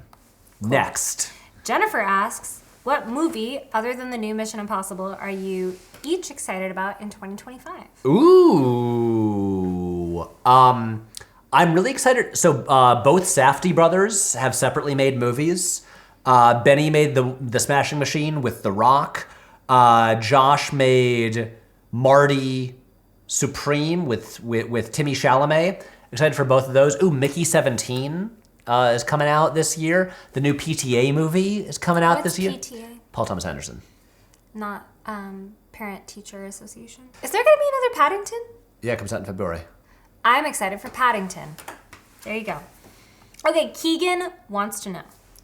If you could be a proverbial fly on the wall amidst the production of any not yet seen film or TV show that is coming out in the near future, what would it be? So one that is going to come out. Yeah, so you could be like there to watch the production, the behind the scenes. You could just hang out and like see what the filming was like. Well, it was recently announced that Christopher Nolan's next movie is The Odyssey. And yes, I would like to be there to see Christopher Nolan making The Odyssey, because that sounds insane. Cool. It was that fun thing where like everyone is signing on, so it's like, okay, so Nolan's next movie, it's got like, okay, so like, it's like Anne Hathaway's in it, and Zendaya's in it, and Tom Holland's in it, and Robert Pattinson's in it, and he's bringing back everybody. It's like, what is this?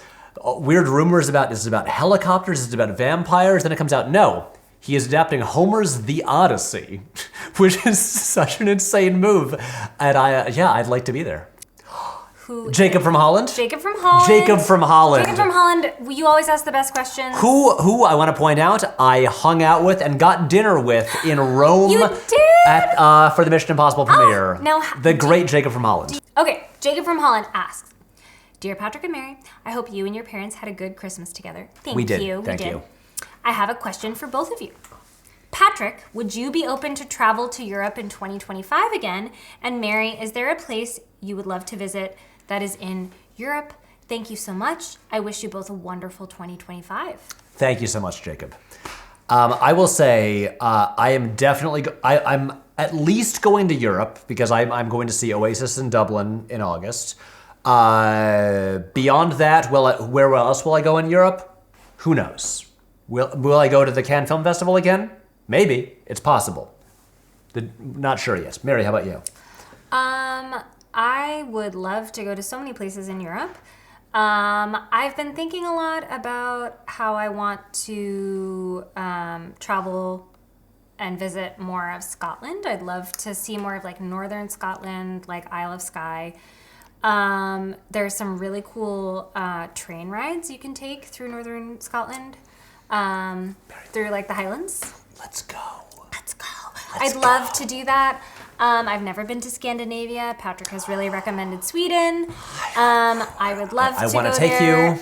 I've seen, pictures, videos of Finland, and like particularly there's like a whole series of like islands and like archipelagos, which seems very gorgeous.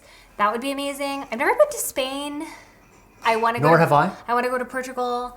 I've really only been to Paris. Let's do a GoFundMe for a Willems siblings Europe trip. It's like the most privileged thing I've ever heard of. Yeah, no, to be clear, we'll not do that. That was a joke. I just had a friend go to Albania. Oh. He loved it. So he went to Albania and Kosovo, and he was raving about it and said, it's beautiful. It's like really different, that kind of like Eastern Europe, Central Asia area is supposed to be really cool and like very different from the rest of Europe. I've also heard that Georgia is really gorgeous. Are we just naming European countries now? And Slovenia. Yeah. There you go. That's a whole bunch of places. I would really like to travel more. Jacob, to answer your question, yes. I've had a lot of Christmas milk. Me too. The Christmas milk was strong. CTOLMD asks, which Francis Ford Coppola movie would be best improved by the inclusion of Charles? Rumblefish. Moshe Feek wants to know, So, the great Moshe Feek. Are you planning to submit your short to any film festivals next year before it premieres on Nebula? Yes. Okay. Also, I just want to be clear, Mo is the best. Mo's the best. Do I know Mo? Mo, don't think I do. You know about Mo. Mo is my friend who he put together the Note of the Coconut vinyl soundtrack. Oh, yes. He used to be Edmondo, Yes. co-founder of Mo, Mutant. thank you so much. Mo came. He crashed at my place, and we went to the Xavier Mansion in September. Ooh. Mo is the best. Mo's the best. Yes. Everyone go buy the stuff that Mutant makes. They're doing incredible work. Carrie asks, what is your and Mary's favorite soundtrack? Not critically the best, but your favorites. Sound of Music. Sound of Music was the very first CD that I ever owned. Whoa, that's a good one. I also love West Side Story. I also have been listening to Vince Guaraldi Trio, Charlie Brown Christmas. Same. Which is technically a soundtrack. One of the best. Is it soundtrack or score? Which soundtrack, the Train Spotting soundtrack, one of the best compilations ever. That's way up there. So many Joe Hisaishi scores. Oh. I listen to them I mean, he was my number one artist on Spotify Wrapped this year because I just listened to them while reading. I listened to the Steve Jobs score by Daniel Pemberton so much. It is the greatest like music to write to. Batman Forever. Batman by Prince. Wait. Sorry. This is an easy question. Purple Rain.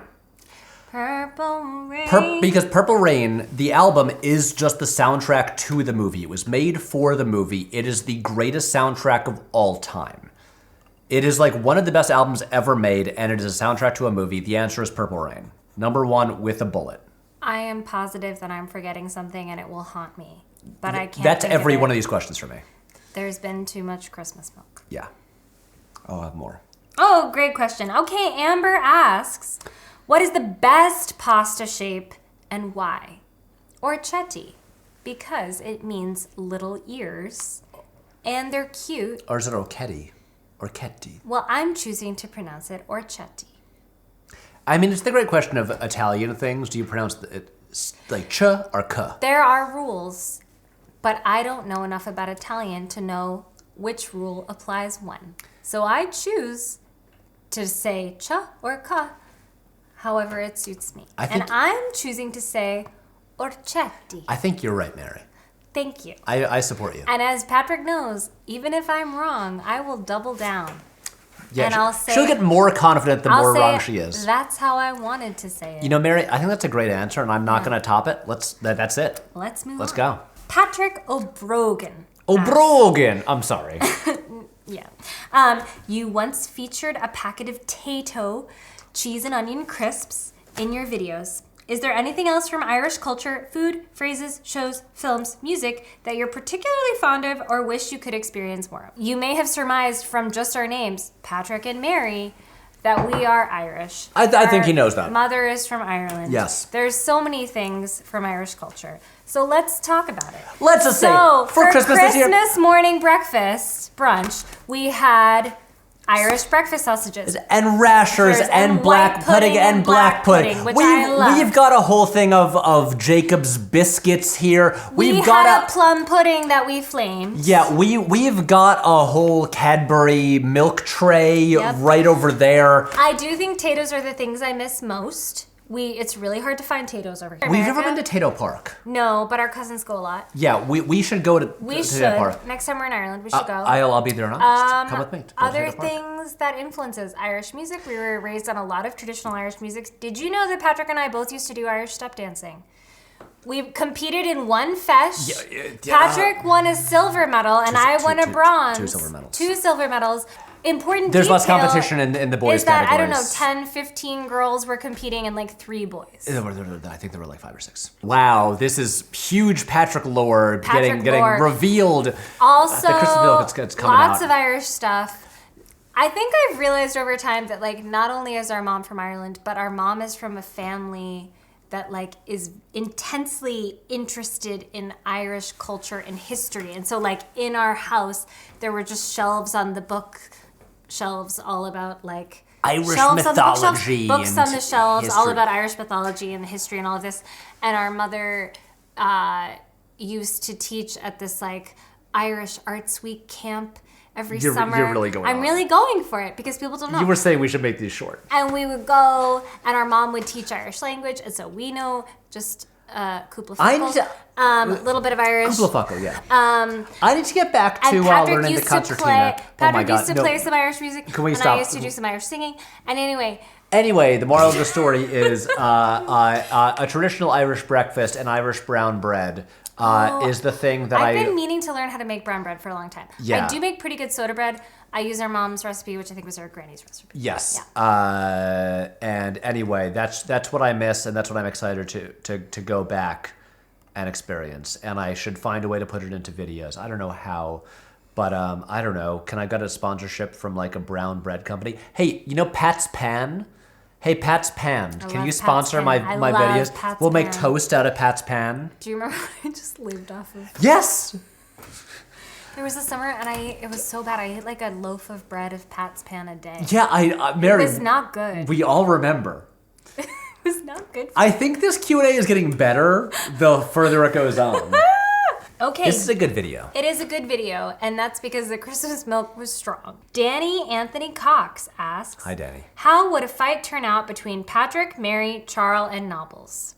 Well, I can tell you about how fights turned out between Patrick and Mary as children, which is that we would often play fight, and we would often play... We would play Mortal Kombat. Mortal Kombat, Yeah. which was us kind of like flailing our limbs at each other, pretending that we knew how to do Kung Fu. Yeah. And then what would happen We didn't understand that there was a fight choreography. No. And then what would happen is that our dad would come into the room, and rather than like telling us to stop, he would allow us to continue. He gave us freedom of choice, but he would use the same phrase every time, and he would say, one of you is going to end up crying, which was also... And he was not wrong. And he was a polite way of saying, Mary is smaller, and she is going to end up crying. And that was accurate. And usually I would get hurt, and at a certain point, not like I didn't want to fight anymore, and then I would cry.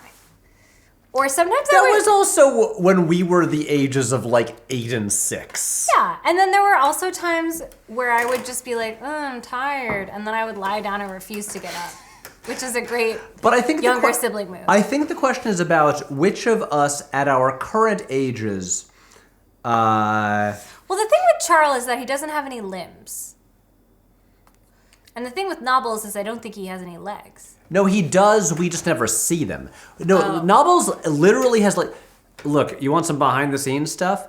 Nobles has a tail and legs that we have detached because they are always off camera, and it's just easier for Jake to do the puppeteering without the legs and tail flapping around. But Nobles physically has a tail and legs.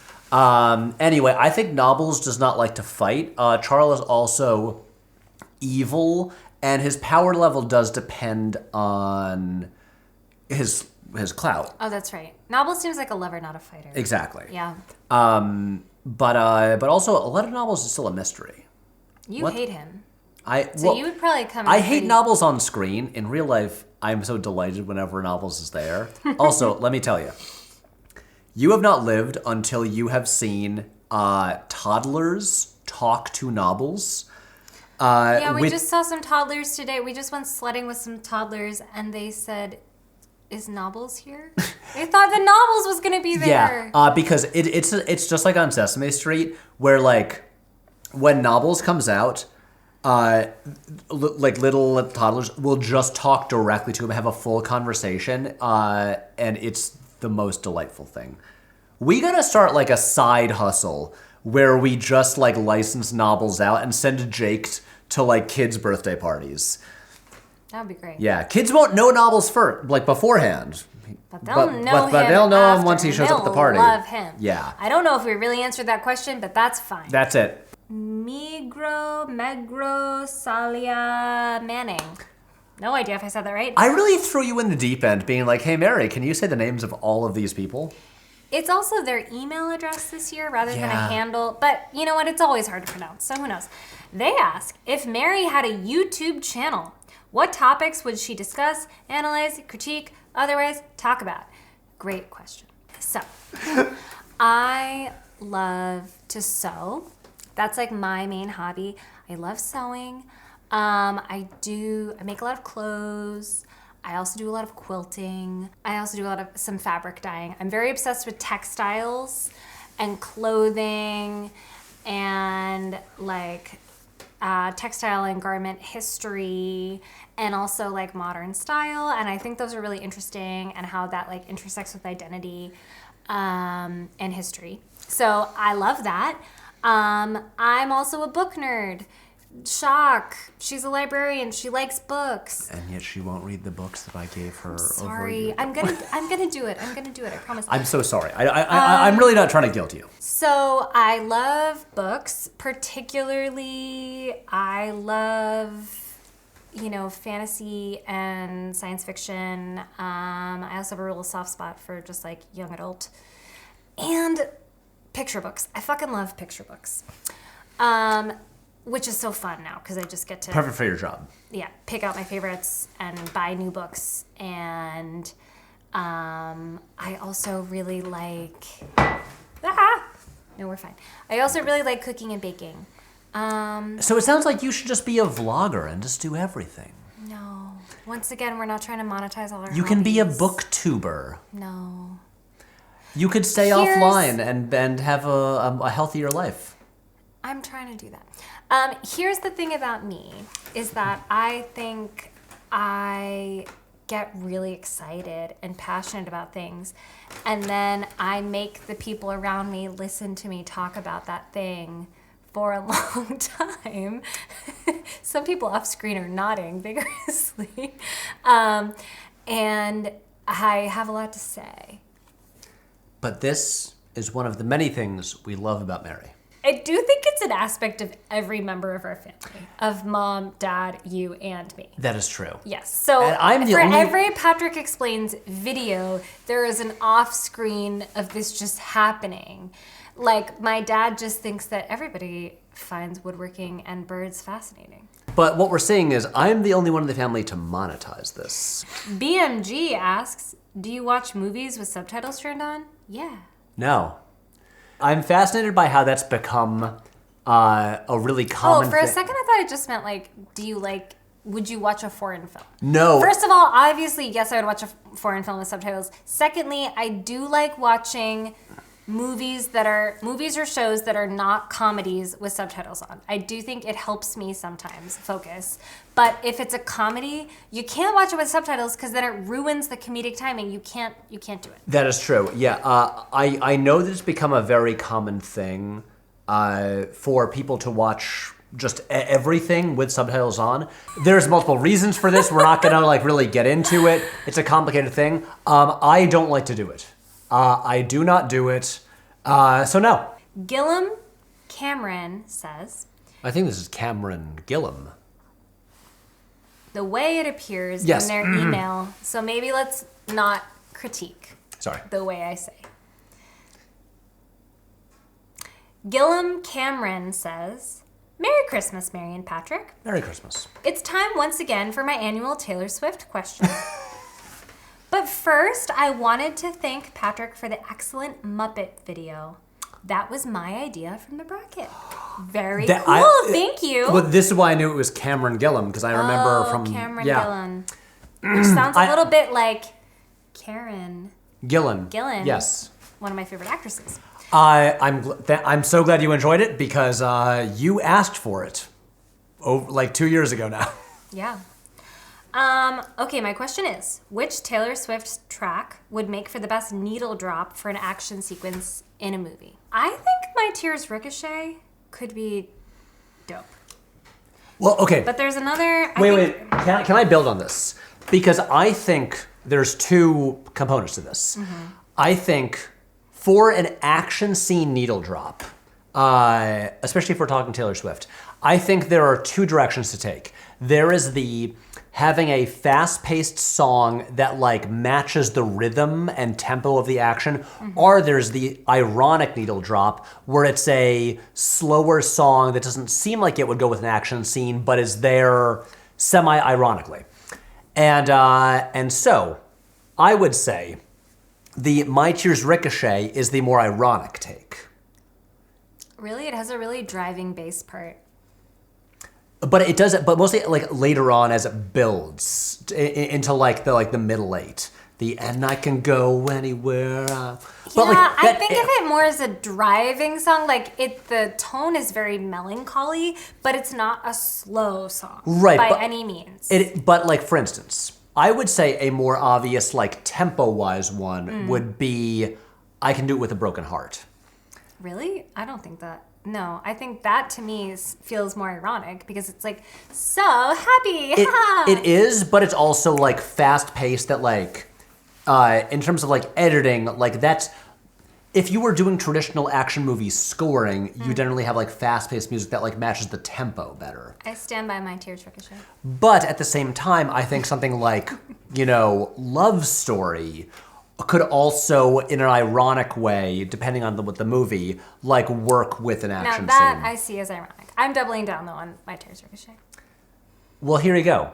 Honestly, all three of these I think could work. Well, thank you for approving of my choice.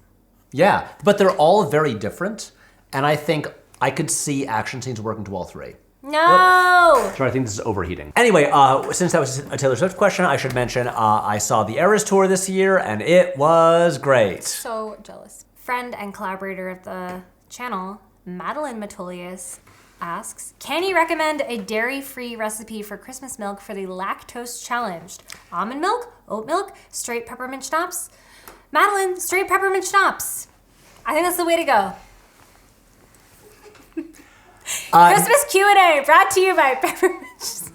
As the inventor here of Christmas milk, this is what Mary says. Don't mess around with any milk, just the straight schnapps. I would have said use any of your non-dairy milks of choice. No. But I defer to Mary. Schnapps. This is getting more unhinged than we've ever been. Brian Metolius, composer of the channel and wonderful collaborator, says, hey, Brian Metolius here. Hey, Brian. Hey, Brian. When will Nobbles get his own show? I love that little guy. Love to you and Mary. Well, canonically, we have established that his sitcom, Bright Lights, Big Nobbles, is being shopped around. Stop it. Someone clearly has not been watching the I'm videos. a terrible sister. She's a the bad theme sister. of the Q&A. Bad siblings.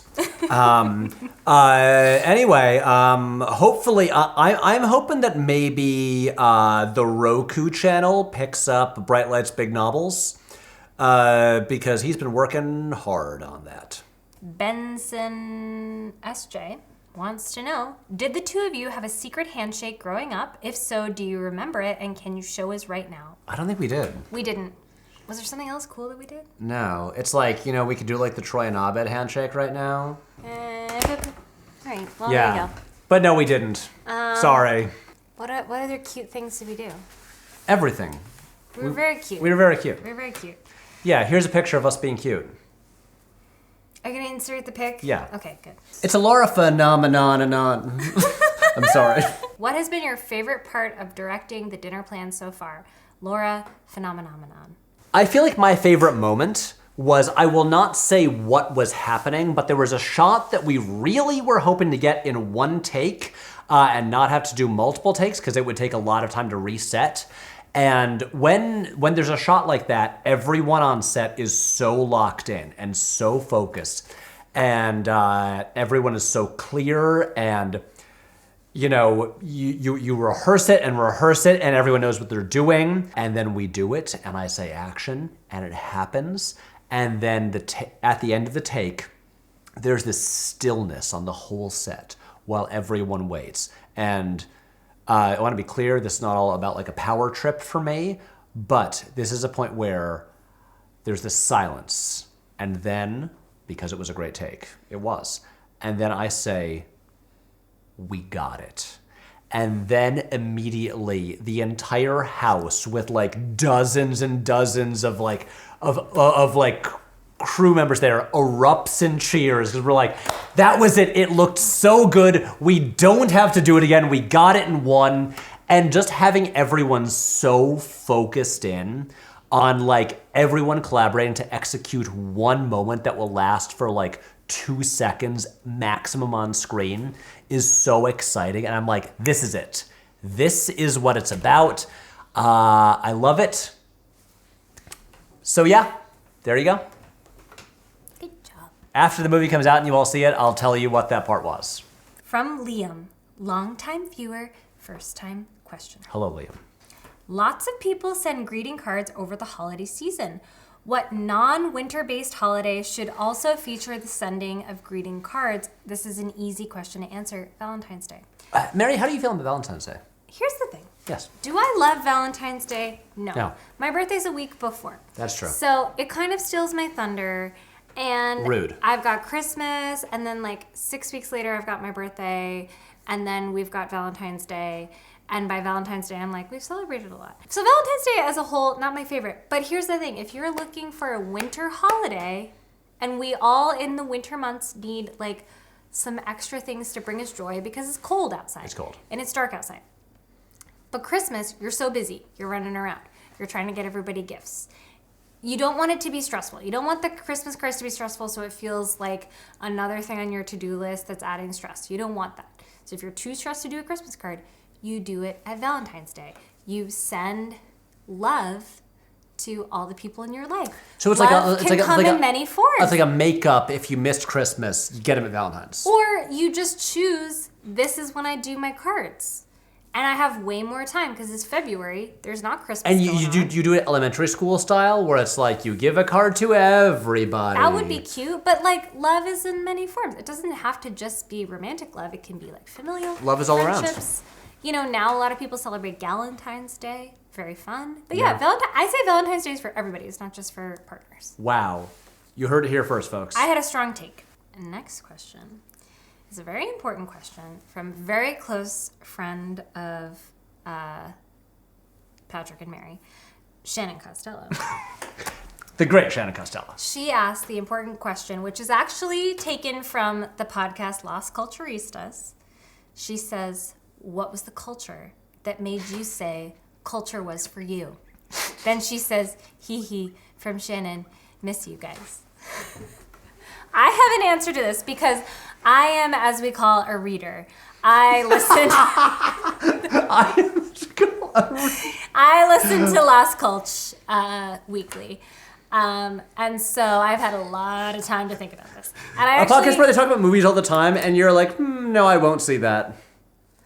I also listen to the podcast Pop Culture Happy Hour, where like weekly I hear about all these new movies that come out, and I think that sounds really interesting, and then I don't go to the movies. I also have no time.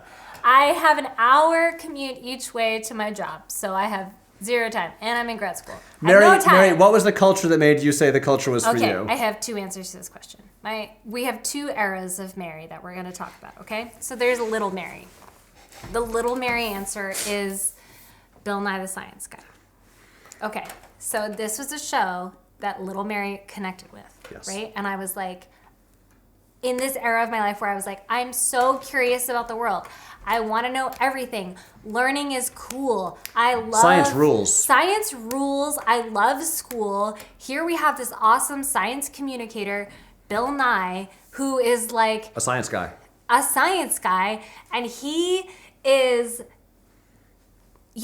bringing all this knowledge about nature and science, but in a really fun way. And I was just so excited to learn all this stuff. And it was like my favorite show. And I still reference it to this day. I love Bill Nye. Yeah. Second question is Robin, the Swedish pop star. The best. The thing about Mary, talking about myself in the third person, the thing about Mary is that in high school, she thought she was too cool for pop music.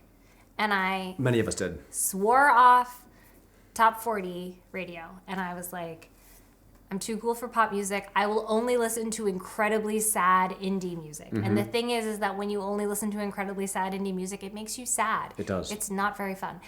And then I got to college, and then my friends in college were like, pop music is fun and dancing is fun. And I was like, maybe I can listen to dance music. And then what if I'm in the corner watching her kiss you? And then my junior year of college, yes, my entire friend group discovered Robin, and it was to be fair, that was the year of Body Talk.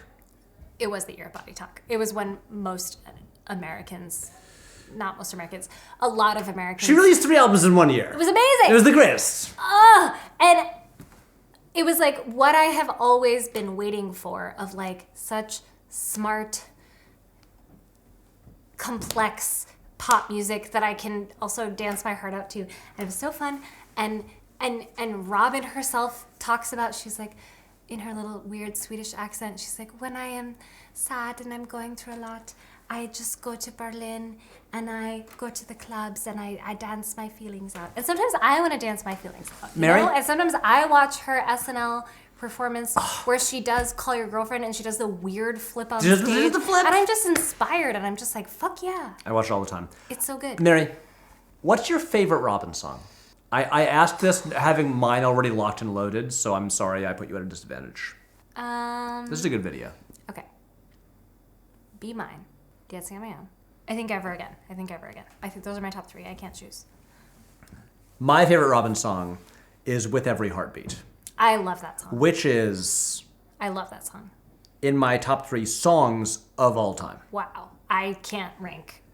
It top is. 3 songs. I see what I do rewatch the Robin SNL performances regularly. So good. But the Robin at the Nobel Peace Prize award yes, ceremony performing yes. With Every Heartbeat. With the string quartet? Yes. Yes. No. With an orchestra. With an orchestra, yes. The greatest. So good. Okay, but Patrick, what was the culture that made you say culture is for me? I will say, I must admit, I am less well versed in Las Culture. So really, they make the question vague so that you can interpret the question the way that you want to. But basically, it's about like a moment where there was something in pop culture that made you say like, oh, like this is something that I can identify with. No, I mean, I understand, and I'm ready. Okay. I don't have 2 answers. I live one. Okay. It was in December of the year 2000. Ooh. It was when the family was going to go to the movies, and they were going to see the big holiday release of the time, which was Robert Zemeckis' Castaway, which is a great movie. It is. And I was like, guys, I have a pitch. What if we went to see this movie called Crouching Tiger, Hidden Dragon instead? I haven't even seen the trailer, but it has kung fu, and I hear it's really good and got good reviews, and I would like to see it. And I did not know what it was about, and I did not know that it was a foreign language film. I assumed it would just be in English, None like of us Rush knew that Hour. It was gonna have subtitles. Yeah, it fully transformed my life. I went to see it multiple times in theaters, and I went back to junior high and would yell about it. And people in my biology class were like, I don't understand why they were flying. I would be like, I'll tell you why they were flying, because there's a history of wuxia films in China, and that was one of the most transformative movie experiences of my life, and a really pivotal one. And then also that movie became an Oscar contender, and that was the first time I really followed award season, and then got mad when it didn't win every award. I remember. And that. I was mad at Gladiator. Kind of turned you against the Oscars for a little. Because I was like, how dare you, Gladiator? I think Gladiator rocks. But at the time, I was mad. Anyway, that was the moment that the culture was for me. That's a really good answer. Thank you. They should for being put on the spot. they should invite me on that podcast. And did you know that they have interviewed Michelle Yeoh on the podcast? Yeah, that makes sense because they interview famous people. They do. Yeah, they shouldn't have me on the podcast. I'm not famous. You're mildly famous. I have mild internet notoriety. I talked to my middle school students about you and explained that my brother was a YouTuber, and they asked if you're famous, and I said, I don't know how to answer that question. And then we looked at your channel together, and they said, he has a lot of followers. Okay, Barry, but not as much as Mr. Beast. But I've been in a Mr. Beast video. I didn't even mention that because I was like... And I won a GameStop. And there's Mom. Hi, Mom. Hi, Mom. Hello. We've been doing this for so long. I know, I'm Mary, sorry. bring us home. It's the last question. The last question. Everyone is relieved. Oh, thank God. Including the viewers. I hope it's a good one. Okay. Who's it from? This is from Jacob Geller and Annie. Jacob Geller and Annie. Okay, this will be good. The great Jacob Geller, the great Annie. Congratulations on your recent engagement. Hi, Patrick. Annie and I have both been very impressed with your sweaters this season. She wonders where you get them. But I just want to give you general space to give sweater thoughts. So let us all hold space for your sweaters. Can I see your pinky, please? I'll hold space. Yeah. So, thank you, Mary. Yeah. I should say, as some of you who have watched the latest video to the end know, the next video is entirely about sweaters and movies. So you're going to get a lot more thoughts on sweaters. Can I interrupt and say I can feel your pulse in your pinky, and it's funny. Thank you, Mary. I'm gonna let go. So okay, but I I appreciate everyone holding space for this. Yeah. So a lot more sweater talk incoming. As in, I will say, I was at brunch with Jacob and Annie when it came up. Fun. We started talking about sweaters, and I said, "What if I made a video about sweaters and movies?" I said it as a joke, And then 8 months went by, and I was like, what if that joke idea was a real idea? Well, I feel like Knives Out was when there was first talk of sweaters in movies, and then you also like had a little viral moment on Twitter with your sweater talk about movies. Yeah, because I jokingly said, what if we created the Knives Out challenge, which means you take a picture of yourself wearing a sweater, and that's all. Oh, I forgot you created that, yeah. Yeah. Good job. Ryan Johnson did it. Yeah, that's funny. It was so funny. But anyway, Jacob and Annie were there when I had the idea for the new video. So sweaters. I'm a real knitwear enthusiast. We're Irish. It's in our blood. This is my most recent sweater. I bought it a few weeks ago. I like it because it looks like an Irish iron sweater, but it is a bit softer. No, on the tag it literally says "Made in Ireland." Good job. Right there. I don't know if we can zoom in on that. Can we see what kind of wool it is? I'm actually quite curious. Will it focus on this? Come back. Anyway. No. Show me your tag. Anyway, look at the tag while I talk. Okay. So, after I bought this sweater, I decided I have to cut myself off for the year. I have enough sweaters. It's all wool, but it doesn't say which kind of wool. Yeah. But so You should buy wool sweaters. Obviously. But also there's like the types of wool. It's like knitwear is a thing to get you can get really into, and I've been getting too into it. Wait, but I'm interrupting your talk about sweaters. We're never gonna end this video. The thing that Americans don't know is that if you want to be warm, you can't wear synthetic sweaters. No. You can't wear sweaters made from synthetic fibers. No. If you live in a cold place, like Vermont, Yeah. you have to wear natural fibers. Guys. And not cotton. Cotton is the worst thing that you can wear because cotton holds moisture, and so then it just holds dampness, and then you get more cold. May I just say, I am so warm right now. We Truly. grew up in this house, which is an old house. Outside this house, there's a lot of snow. And the favorite phrase of our father was, if you're cold, put on another sweater. No, mums would say that. Okay, parents said Yeah. it. Not one sweater, put on yet another sweater. So knitwear. I've become like knitwear is the area of clothing that I'm the most enthusiastic about, that I care the most about. I developed a bit of an addiction for buying sweaters, and I decided like after this one for the year, I've bought 5 sweaters in 2024, and I'm cutting myself off. But just for 1 year, so Well, is it was he the really thing cutting where like himself before this, off? I was like, okay. I'm lacking a Fair Isle sweater, so I got a good one. And then here I was like, I need a new proper like Irish cable knit, like Aran sweater. And I got this. I'm like, I'm good now. I own 4 cream-colored Irish cable knit sweaters. Yeah. Some people have told me that's too many. No. It's not. That's wrong. You can't have too many. But so the thing is about sweaters, they're great, and you can get really nerdy about the regions they're from. The types of knit. There's so many styles of sweater, and it's like, and you can really see the difference, like the textures. Anyway, watch my upcoming video because you're gonna get a lot of sweater talk in there. Do I wear this sweater in the video? Yes. Do I wear more sweaters in the video? Yes, I do. Recently, Patrick has gifted my family beautiful sweaters from Scotland. Yeah. So here's the thing. Yep. So yeah, last year for Christmas I gave everyone sweaters. Shetland wool sweaters from the Shetland Islands.